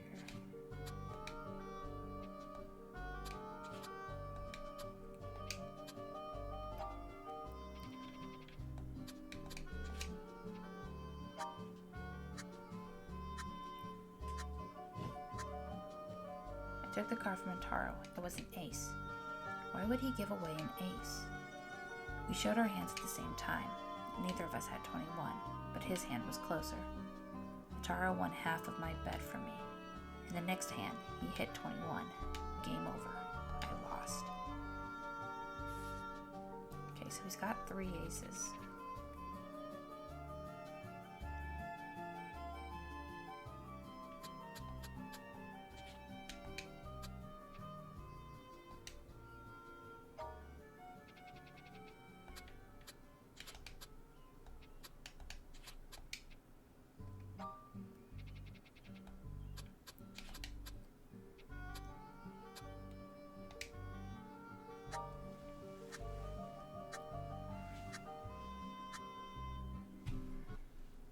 card from Hataro. It was an ace. Why would he give away an ace? I double-checked my hand. 3, 6, ace, ace, 21. I slammed my cards on the bed. Game over. Hataro looked at the cards and yelled, "You cheated!" He showed me his hand. 2, ace, ace, ace. How could there be 5 aces? No, I didn't. It must be you. Don't lie to me. If you're still a man, just own up to it. I honestly did not know where the 5th ace came from. Even though I didn't think Hataro would do something like this, I couldn't afford to be a pushover right now. Hataro looked a little tense. He was silent for a while and eventually squeezed out a sheesh. Fine, you won. But let me be clear, I'm not a miracle worker either. Of course. All I'm asking is for you to switch cells with Pi. Please say yes, please say yes. I silently prayed to the Lord in my heart, and both of my hands were clenched into fists. Hataro looked troubled this time. Sorry, I can't. No way. I collapsed into the chair and I let out a disappointed sigh. I didn't expect that the plan would fail at this step. I was so close. Well, listen. I'll tell you why, but you have to promise not to tell anyone. Hataro put away the cards and lowered his voice. Although even if you do, I can guarantee you'll be the one to suffer. He got off the bed. Then he started pulling out the stuff that he had been piling underneath it. Then he told me to look under the bed. I lay down on my stomach and put my head to the ground. Wow, a huge hole. Okay. Dios, ¿qué debería hacer? Alright. We're gonna do 2 more. Friday night, 9:30 p.m. Hataro changed his robe and went to the guard's monitor room. 9:45 p.m. I managed to entice Jin and Quinn into a fight and created a little chaos. 9:45 p.m. Pi made his cellmate fall asleep. 9:47 p.m. While everyone's attention was drawn to Jin and Quinn, Pi came into my cell. 9:53 p.m. Hataro came back.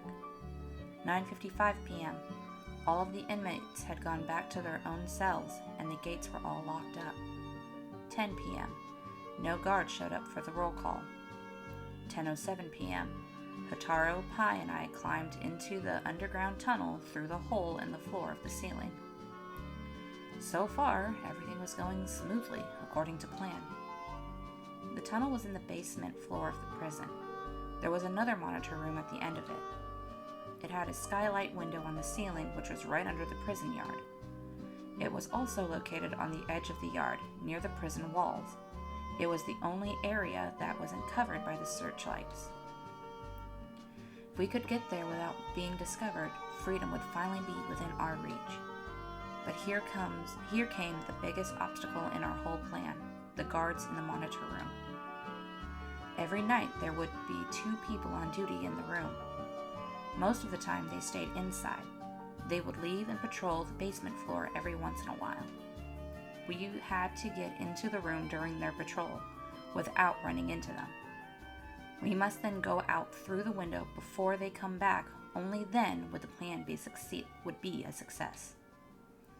For an entire month, I had been observing the patrols while I hid in the underground tunnel.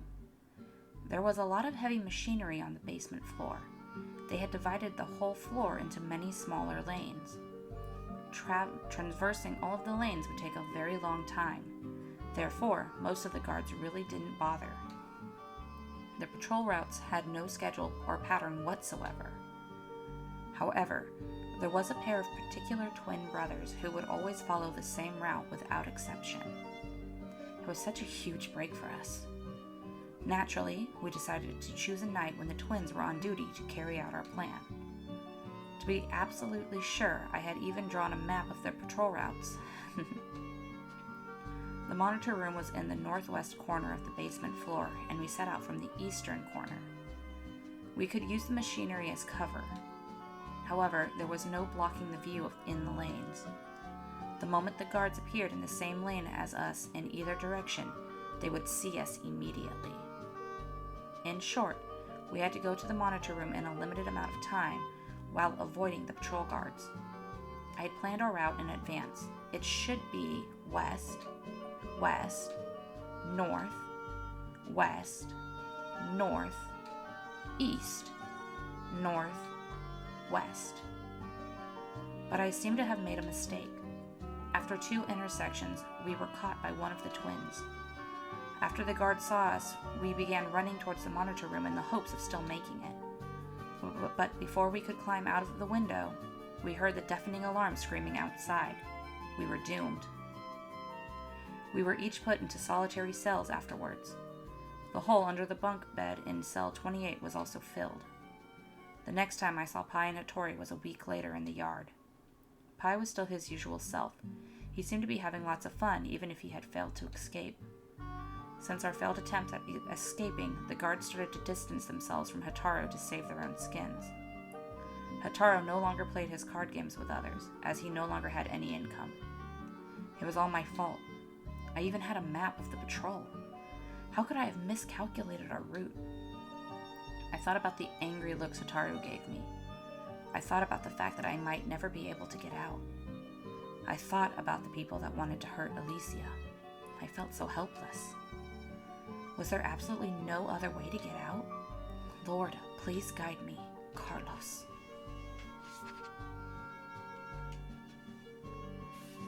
Alright. So clearly he made a mistake. Why did it have to be directions? I don't know the directions. Just do right or left. So west, west. So looks like he goes right, then down, left, down, right.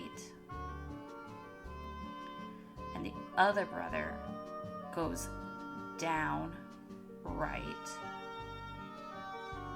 up, right, down, down. Okay. So, crap, we have to put these on top of each other to make them fit. Okay. Oh, this would have been so much easier if it just allowed me to move them myself.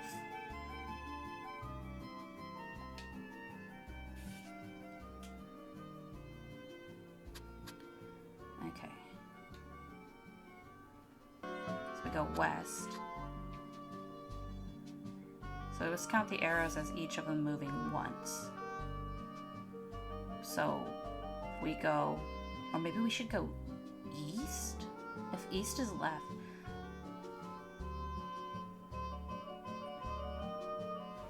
I wish they gave me a compass. So if east is left and west is right, then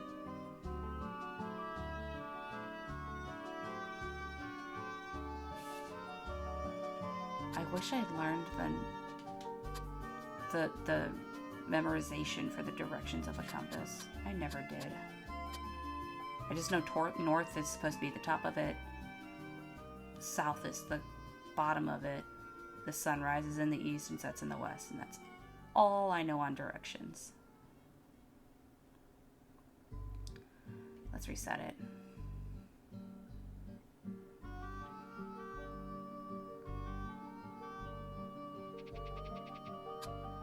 Okay. We go left, left, and then go another left. It's west, left.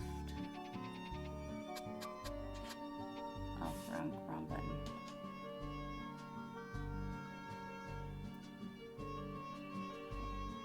West, west,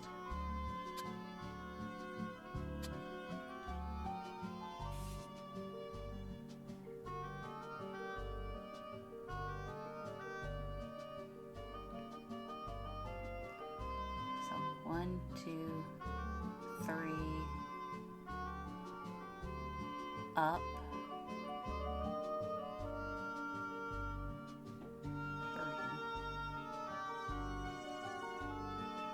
We'd have to go up, then maybe east.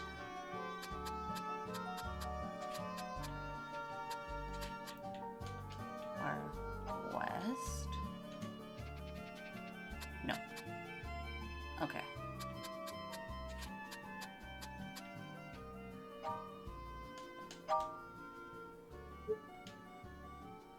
Yeah, there's only two ways this can go. Okay, so after the two, so there is a problem with them going. Let's go.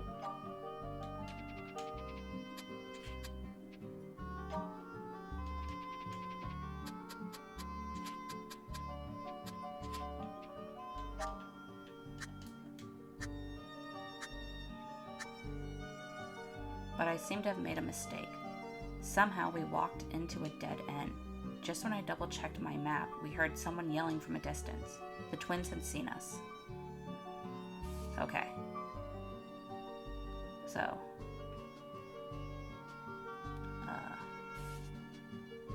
We go.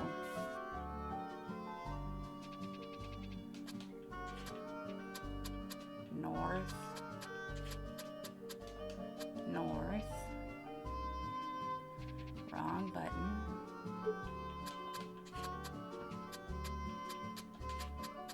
North.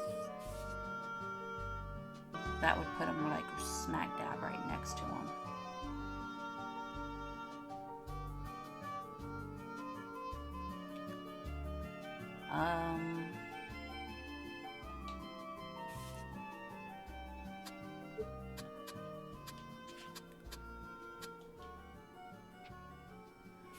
If we go up, turn, up,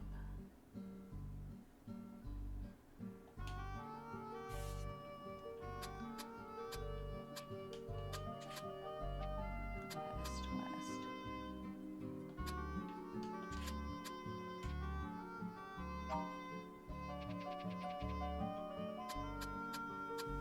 All right.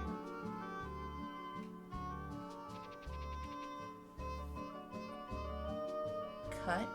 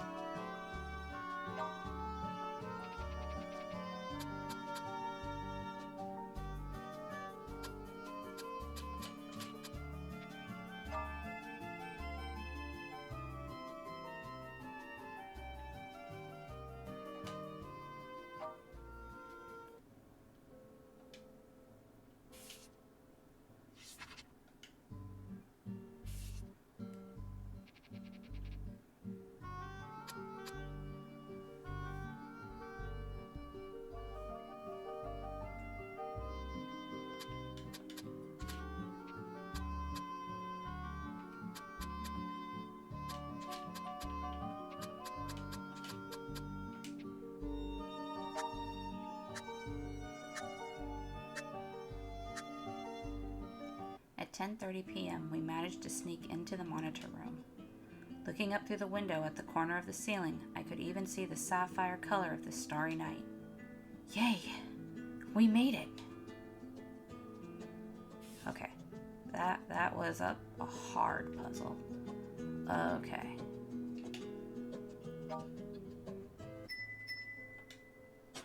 결코 이렇게 되진 않을 거야. ここで立ち止まるわけにはいかない。 Dios, Oh. ¿qué debería hacer? We have a new person. And then we have letters from all three of the two of these guys, so they're together. Oh, they're all three connected. Let's read from our new persons. My name is written as Tachibana Hataru on my passport. Oh, this is Hataru. But most people only knew me as Hataru, as it was also my moniker. It had been written in hiragana and hung over the door of my room in the Okya. The geisha, Okya, located in Shinjuku 4 Chrome in Tokyo, was where I grew up. On a moonless night, I, still a newborn baby, had been left at the back door of the yokai. I was wrapped in a piece of plain white cloth, and there was a glass jar with fireflies in it next to me. The faint blinking lights of the fireflies, Hataru, had grabbed the attention of a sister that was coming back late. That was also how I got my name. Since then, the sisters and the Okaya had become my family, and that day, July 9th, became my birthday. I had shown a talent for dancing and performing since I was very young. The mama of the yokai wanted to send me away to a kabuki school, but I didn't want to leave the yokai. After some arrangements and compromises, I became a male geisha. It was not something particularly uncommon in the past, but in contemporary Japan it was almost unheard of. Still, rules were made by people. For a long time, a paper fan, a kimono, a sashimi, a shamans, and my family were the entirety of my world.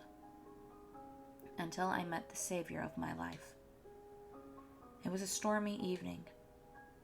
Kizumi Kai was holding a banquet at our place, welcoming some guests who had come all the way from China.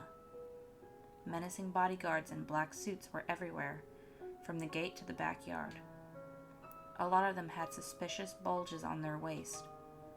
I was told those were concealed guns. Kizumi Kai was both a stakeholder in and the protector of our yokai. It was also the most powerful gang in the Shinjuku area. The yokai had prepared many performances for this night. No mistakes would be allowed. The opening act was a Plum Blossom Creek, a dance that I had performed numerous times before. However, on that night, I had caught a little cold. I wasn't feeling too well. With the atmosphere feeling so tense in the room, I was so nervous that I accidentally flung the fan out of my hand in the middle of the dance. The fan hit the head of a guest. It then fell into the boiling beef pot in front of him. The entire room became deathly silent, but a young Chinese boy sitting at the corner of the table burst out laughing. Kizumi Kai's men were outraged. I immediately dropped to my knees and begged for forgiveness. I was trembling from head to toe, too scared to even look up. One of them had already released the safety on his gun when the laughing young man said something. I couldn't understand what he had said, but it must have been something nice. He became the savior of my life. Our story had a fairy tale beginning, but we didn't get to have the best ending. 2 years ago, he died. I only heard about it later, by accident, from some other customers. They also said that it had been a suicide. It couldn't be possible. I began to regret a lot of things. It was always him who would come to Japan to visit me, but I had never gone to Hong Kong to visit him. We could only meet 2 or 3 times a year, and only for a few days each time. He would never tell me in advance, so every time was always a surprise. Sometimes I would fantasize about it when he was not with me. I would think to myself, maybe he was in Japan, and maybe he would suddenly appear in front of me. The last time he came to see me, I was on a trip to Tottori with the sisters who we missed each other. The last time he came to see me, I was on a trip to Tottori with the sisters, so we missed each other. But I never would I have thought that it would be my last chance to see him. He killed himself while I was away. I couldn't let him die like this. Against the objections from my sisters, I packed up all of my belongings and savings and came to Hong Kong. I finally managed to find his housekeeper, who had always looked after him. The housekeeper accompanied him to Japan a couple of times. We had met a few times, and I knew I could trust him. He told me that he had never believed that his young master would have committed suicide. He knew somebody who wanted the young master dead, but he didn't have enough proof. The Lin family was a huge clan that had grown to have too many factions and infighting. If you wanted someone gone, you either made sure you had sufficient evidence against him, or you killed them. Was that somebody responsible? To find out the truth, I needed more information and more money. After spending some time on the street looking for clues, I had no idea. I bribed a few cops to arrest me for something made up. just so that I could be sent to Hong Kong's Central Prison. In here, not only would they take care of my room and board, I could make more money and collect more information with my special gift. Everyone in the prison had their own value to me. Some of them were worth a few $100 that I could win off them in a bet. Others might have power and connections that could help me get closer to the truth. The drunk and barely coherent prison guard who was standing in front of me right this moment fell into the latter group. His name was Morgan. We're not just together. Did you already miss me, sweet baby? He was supposed to be doing the roll call tonight, so I'd gotten him drunk earlier, hoping he would be sleeping it off. Who knew that he would be out wandering doing drugs again? His deeply sedated brain was probably making him unable to think anymore. Nevertheless, him being here was still a problem for us. I had to be calm. I pulled my cap lower. Care for a drink? Hold on 1 second. Morgan unzipped his pants and started doing his thing without even turning away. Oh no. That was... oh God. I heard someone cough under the window. Carlos, you idiot. We were so screwed. I should not have agreed to help that idiot escape. I had been in cell 28 for a long time. At first, it was just me. Soon I found the hole under the bunk bed, which was big enough for one person to escape. Perhaps somebody else had tried to escape from here, but for some reason he had to abort, therefore leaving the hole behind, like this, and without being discovered by the guards. I thought it was a blessing from the gods, gifting me with an exit strategy like this. Once I had enough money, I could just disappear without a trace. I had never revealed this secret to anyone else. Never would I have imagined that my plan would be ruined by someone like Carlos. I didn't know that he would want to switch me out of this cell after winning the card game. I had no choice but to tell him the truth. One thing led to another, and it ended up being a prison break involving 3 people. Damn it, I should not have told him. I should have just made up some other excuse. Hotaru.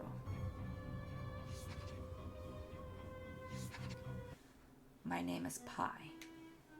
It's not my real name, but everyone kept calling me that, so I decided to take it. Sometimes I wondered if God and fortune had abandoned me, but I knew that there were many, many people in this world who might be as unfortunate as me, or even more so. I was determined to look for them, approach them, and seek out.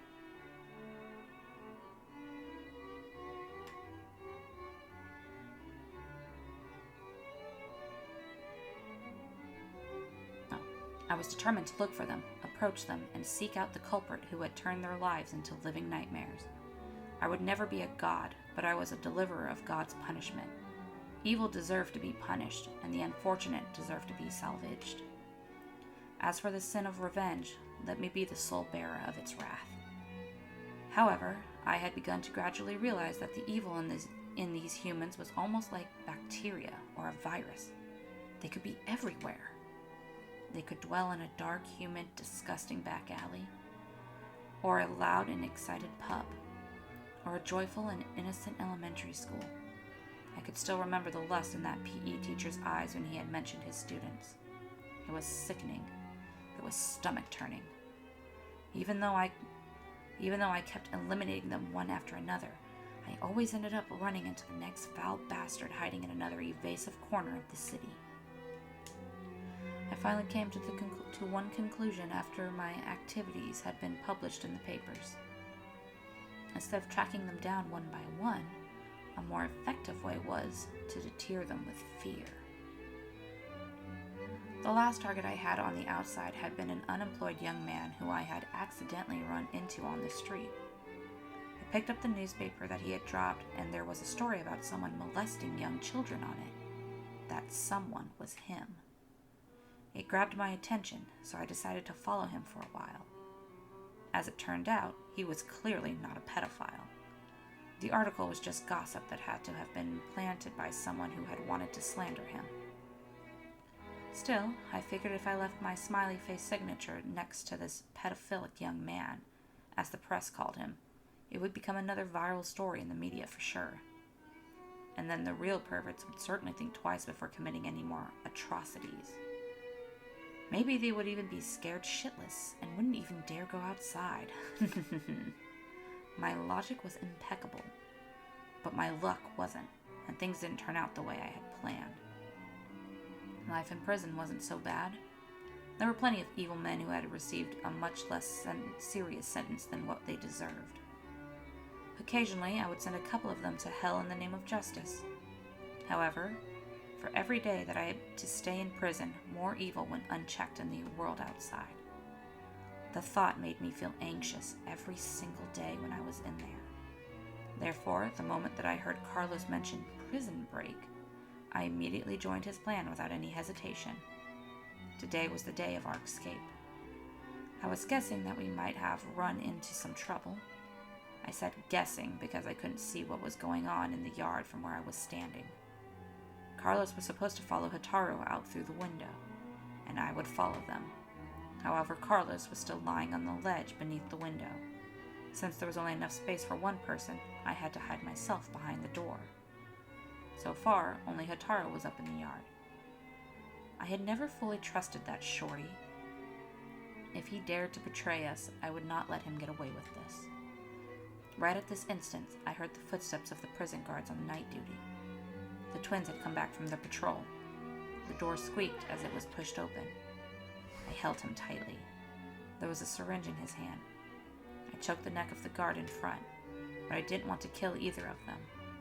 There was no reason to punish them. Besides, as long as I could get out of here, there would be nothing they could do about me. I was too careless. This man was much stronger than I thought. When my chokehold just barely loosened up for an instant, he reached his arm backwards and stabbed me in the neck with the syringe in his hand. It somehow felt familiar to me. Only this time it wasn't poison in the syringe, but a strong hallucinogenic.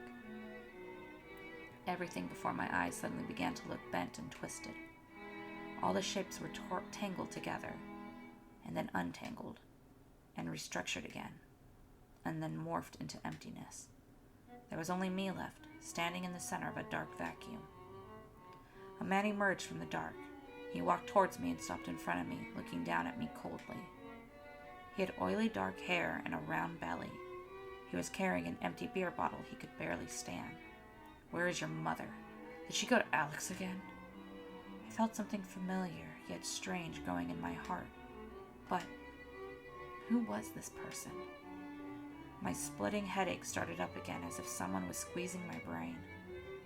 I kept enduring the pain in my head and pulling out an imaginary gun. I pointed it at the oily-haired man and pulled the trigger. I heard a gunshot, but then I found myself holding a cooking knife instead. A bloody knife.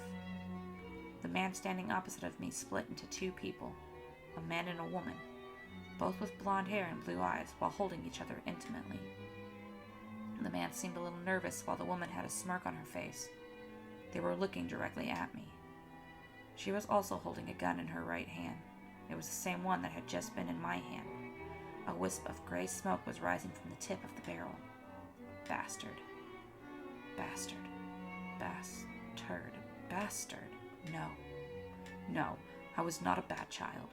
My brain felt like it was being tumbled with 1,000 knives. Everything started morphing once again. The pain had spread across my entire body. I felt like I was drowning in it. I couldn't distinguish the boundaries between reality and hallucinogens at any moment. Who on earth were they? Help me, help. Pi. Oh, so it is the little boy. My name is Carlos. I had planned a prison break not too long ago. Besides me, Pi and Hotaru were also involved in the plan. They were both inmates in Hong Kong Central Prison, just like me. On that night, we overcame lots of obstacles and broke into the monitor room on the basement floor. We were so close to freedom. The room had a skylight window with 2 layers. The inside layer was a sliding glass window to keep the dirt out, and on top of that was a window grate to protect the glass. Underneath the window, there was a small ledge that was barely large enough for one person to lie upon. Underneath the window there was a small ledge that was barely large enough for one person to lie upon. When the weather was nice, the guards would open the glass window for ventilation. That must be why the ledge was covered with dirt. Hotaru slid the glass window open, pushed the grate, and climbed out. I was about to follow him, but he turned around, dropped the grate, and stepped on it. What was going on? I was suddenly reminded of what Pai had told me in private. That little shorty is a sneaky bastard. I don't like him at all. When I first heard him say that, all I could think about was, yeah, you're one to talk. I figured he only disliked Hotaru for the same reason that he disliked people like Kai. But now, I realized he might have had a point. Hotaru, should we trust him? I would not be surprised if he betrayed us right this moment. I laid down on the ledge. Through the glass I could see another dark figure joining Hotaru, but I couldn't tell who that was. It was probably a prison guard. No other people would be in the yard at this hour of the day. Hotaru was talking to the person. Even though there was only a grate between us, they were speaking so quietly that I still couldn't hear what they were saying. Shouldn't the guard be suspicious about Hotaru being there? Or maybe Hotaru was close enough to him that he would just let him go. Or maybe Hotaru had planned this all along. The dark figure moved a little. He unzipped his pants and let out a deep breath. Damn it. A stream of foul-smelling yellow water suddenly rained upon my head through the grate, and it kept going. What the hell was that? Why would anyone pee in public like this? I finally couldn't tolerate the smell anymore and let out a cough. The guard noticed me. 2 minutes later, surrounded by a dozen prison guards, I was pulled up to the ground through the window. I finally saw the face of the other man. It was Morgan. After our escape failed, we were all sent to solitary cells. I only learned later that Morgan was a drug addict. It was pure coincidence for us to run into him on that fateful night. Morgan had been out walking that night, high as a kite. He didn't even realize that Hotaru was trying to escape when he saw him. It was me who ruined the whole thing. If I could have kept quiet, we might still have been able to make it. Lord, would I have to spend the rest of my life in prison? Carlos. Okay, wow.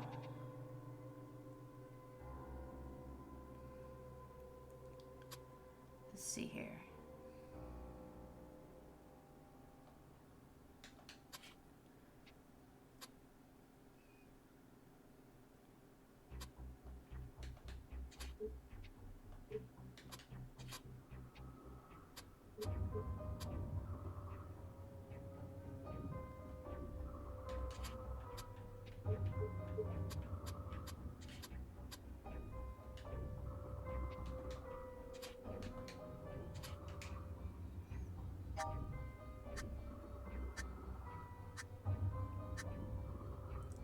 I held my breath, pushed my back against the wall, and grabbed at the door lightly with my hands.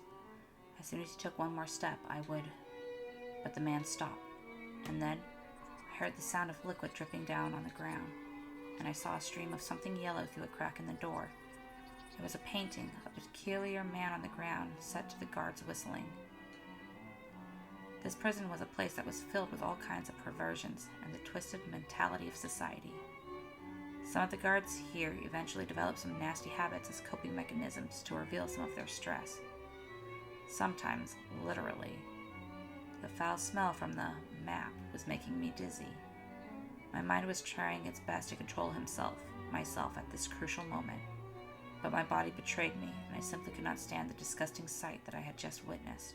I threw up. The undigested dinner was now mixed with the yellow puddle on the ground, turning it into a newer and bigger map. It also ended our prison break. A syringe fell out of his hand. It went through the grate and somehow jammed right into my shoulder. I felt a chill spreading from the needle to my entire body. I closed my eyes and opened them again. I was lying in a clean but strange house. Alicia was sitting by my bed, looking at me and caressing my hair, just like she used to do. I had not seen her for 9 years. She still looked so beautiful, so young. Alicia, I miss you.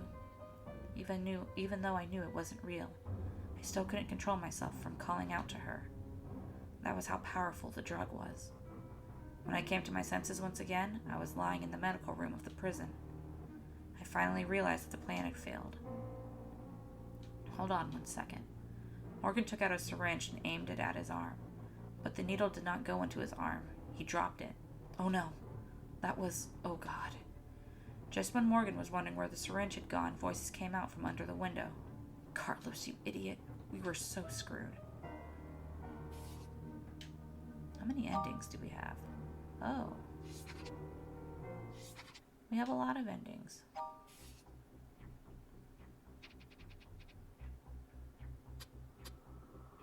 Let's see here. Can we hide these anywhere?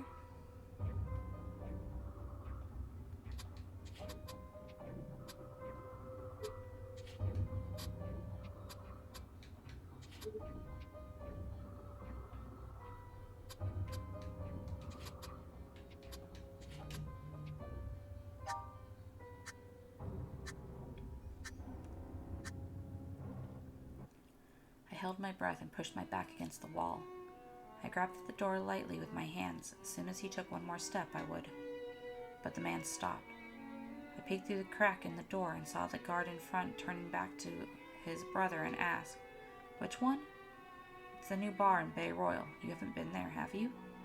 "No, have you?" "Of course not. I heard it from Morgan. He said the girls there were super hot and..."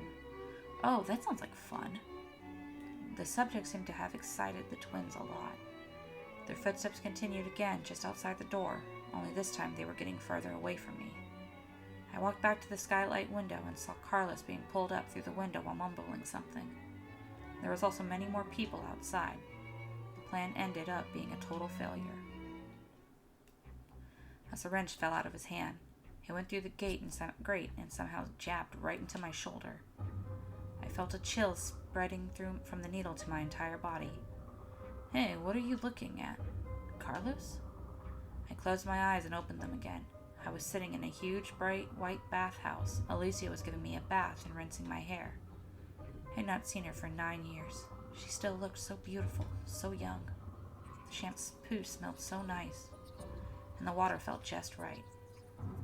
The bubbling water came down from my hair and accidentally went into my nose and mouth. I coughed a little. For whatever reason, more and more people showed up in the bathhouse.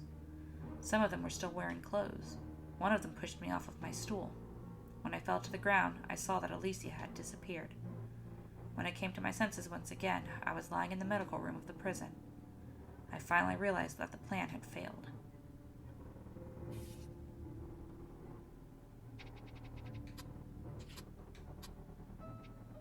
Okay.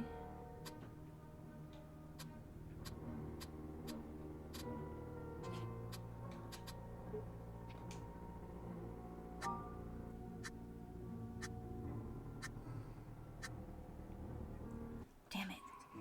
Thank God I had this hat on me. Otherwise, ew. The guard zipped his pants back up and left with Hataru. As soon as I could hear them, I pushed open the grate and pulled myself up to the ground. We were almost there. Hold on 1 second. Morgan unzipped his pants and started doing his thing without even turning away. Oh no.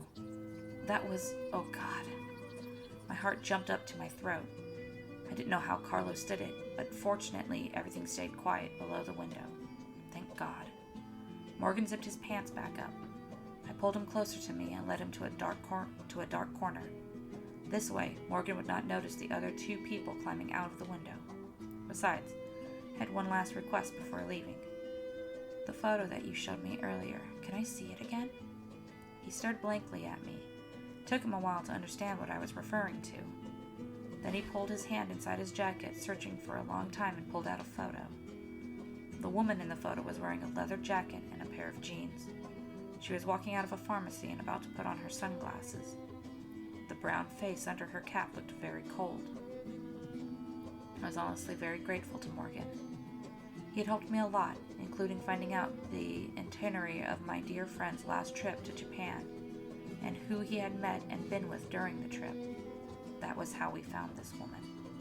I figured she was just an assassin, and the people that the housekeeper had mentioned must have paid her. I swore I would not let either of them get away. You want more of me, don't you? If so, give me a kiss. I was good. Half a month ago, Carlos confessed to me that the reason he wanted to escape was to find his sister. He even showed me a picture of her. I just want to confirm that it was the same person in both photos. And now I was 100% certain. Morgan grabbed my shoulders. The smell of alcohol and other odors were getting stronger and stronger, even enough that it was making me sick. His tall body was leaning towards me, closer and closer. Then he fell to the ground with a thud. I saw a dagger in his back. The blade had sunk deep into his body where his heart was. Pi crouched down and wiped off the blood on his hands with Morgan's clothes, all while having a disgusting expression on his face. Well, we shouldn't stay here for too long. Follow me. Carlos ran towards the storage room in the corner of the yard. He had hidden some tools there to get over the walls. I looked at Morgan one last time before I followed. The photo was still stuck firmly in his hand. I didn't need it anymore. I would never forget that face. I held my breath, pushed my back against the wall, and grabbed at the door lightly with my hands. As soon as he took one more step, I would. But the man stopped. I peeked through the crack in the door and saw the guard in front turning back to his brother and asked, "Which one?" "It's the new bar on Bay Road. You haven't been there, have you?" "No. Have you?" "Of course not. I heard it from Morgan. He said the girls there were super hot and..." "Oh, that sounds like fun." The subject seemed to have excited the twins a lot. Their footsteps continued again, just outside the door, only this time they were going farther away from me. After we got out of Hong Kong Central Prison, the three of us were all crammed into a car driven by a friend of Carlos. We were driving on roads that usually didn't have any cops and talking about our plans. Carlos intended to stay in Hong Kong. He had told me a long time ago that he was only escaping to go and look for his sister. Hatara was still playing with his phone, and he said that he was going to stay too. I thought about it for a while, and finally decided to leave Hong Kong. If I had to guess, the news of me breaking out of prison would soon be broadcast to the entire island. I could imagine the lovely expressions of those evil people who thought they had escaped my judgment when they heard the news of my going to prison. I had planted the seeds of fear in them, and they would no longer require any extra care from me. The darkness inside humans' hearts would make sure that it kept growing and blossoming. What I needed to do was to plant more seeds all around this vast world. So I got out of the car somewhere near the port. My dear friends, farewell. With the sound of a ship's horn booming between the clouds and the ocean, I climbed up onto a cargo ship that was about to set off its voyage. She would be taking me to my next destination. I hoped that I would have more new and interesting encounters in a new and exciting world. Pi. Hey, we did it. Looks around. I closed the kitchen door and crouched down and quietly tear open a letter. The letter is from a human named Win Zhaoran. All I do every day is prepare tea and snacks for Master, so I don't have anything else to do most of the time. Whenever I am free, I read some of the letters I have stolen from Master's room. The first few times I would sometimes imagine what I would do with the letters if I were Master. Lately, I stopped thinking about that too much. I have been too curious about what has been happening to them. A young girl in school, a painter, a mental patient, a nerd, a couple of police officers, a pair of separated siblings, and a stray cat. Something bad must have happened to them when they wrote these letters. Even though I have read the choices Master made for them, I am still amazed by what happened afterwards in their lives. Although, sometimes, as an observer, I feel like whatever choices they made wouldn't make any big differences. I suppose that's why they say time is hard. However, if I were one of them, I might think that this god is way too irresponsible. After all, if it were my own life, I don't think I would just simply accept a fate that was hard. It's so confusing. Oh, okay, the fire is off. Let me make the tea first. Master has a weird preference for his tea. He does not like the bitter taste of the tea leaves, so he likes to add sugar. I always think he should just choose another drink if he dislikes the bitter taste, like milk. There must be a lot of other choices. In the end, I opt to pour the sugar directly into the teapot. That is much easier. Wait, is this salt? I hear that besides sugar, it's also okay to add milk to tea, so maybe it is also okay to add salt. Master? The door isn't closed. I guess he's sleeping again. I don't see Master anywhere, but there is a boy standing in front of the window. Huh? Am I still asleep? What are you sneaking around for? How is he suddenly behind me? He?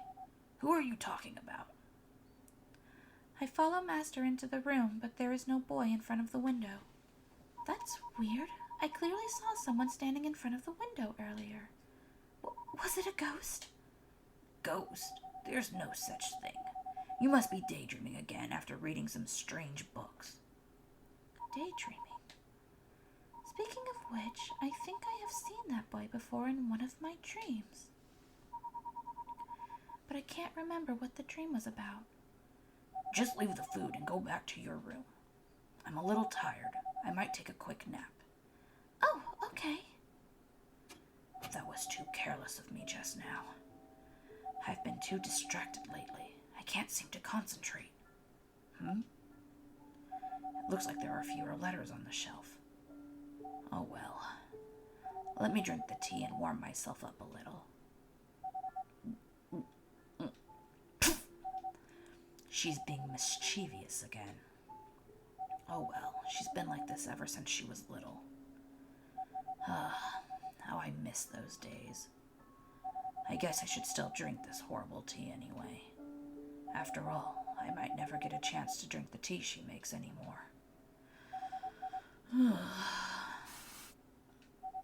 It doesn't look like there is much time left. I have devoted so much time, yet I still don't know the correct answer. If there's still no breakthrough before the time comes, we'll both die. We'll be just like Spotty, dying on a long and lonely journey. And yet, perhaps it is our inevitable destiny as well as that of this world. If I could leave this world in a beautiful dream, that wouldn't be so bad either. What?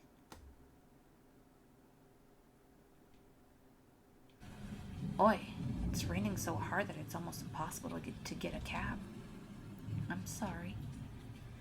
It's all your fault, brother, you big liar. Green polar bears? Why would there be a polar bear in Brazil? You big fat liar. And now we have to wait in the rain. So what? It's still better than just sitting around at home. Your room is beginning to smell like mold. It's not mold, it's just the smell of Fluffy. He must still be with me somehow. Hey, stop saying creepy stuff like that. Remember to open the window when we get home. By the way, do you know what French people think about those who never go outside and never open the windows? What? They will suspect that you are a member of some secret organization cooking up some evil plans. That actually sounds pretty cool, don't you think? What secret organization? You're making stuff up again. You just touched your head, didn't you? I will never believe you again. Besides, you know that I've never been to Europe before. Why did Mom and Dad always take you to their meetings, but not me? That was because you were too small. I wasn't. I was only a few 100 days younger than you. All right. Don't be mad. There'll be a lot of chances in the future. Well, I won't be mad if you sing me a song. What? What song? Well, I want you to sing Tressa Tang's I Only Care About You for me. Ugh, that's too embarrassing. I'll be okay with one of her other songs, too. All of her songs are too embarrassing to sing out loud. How about this? You give me a kiss on the cheek and Big Brother will sing for you right here, right now. Deal? Mwah. Not on my hand, on my face. Here, here.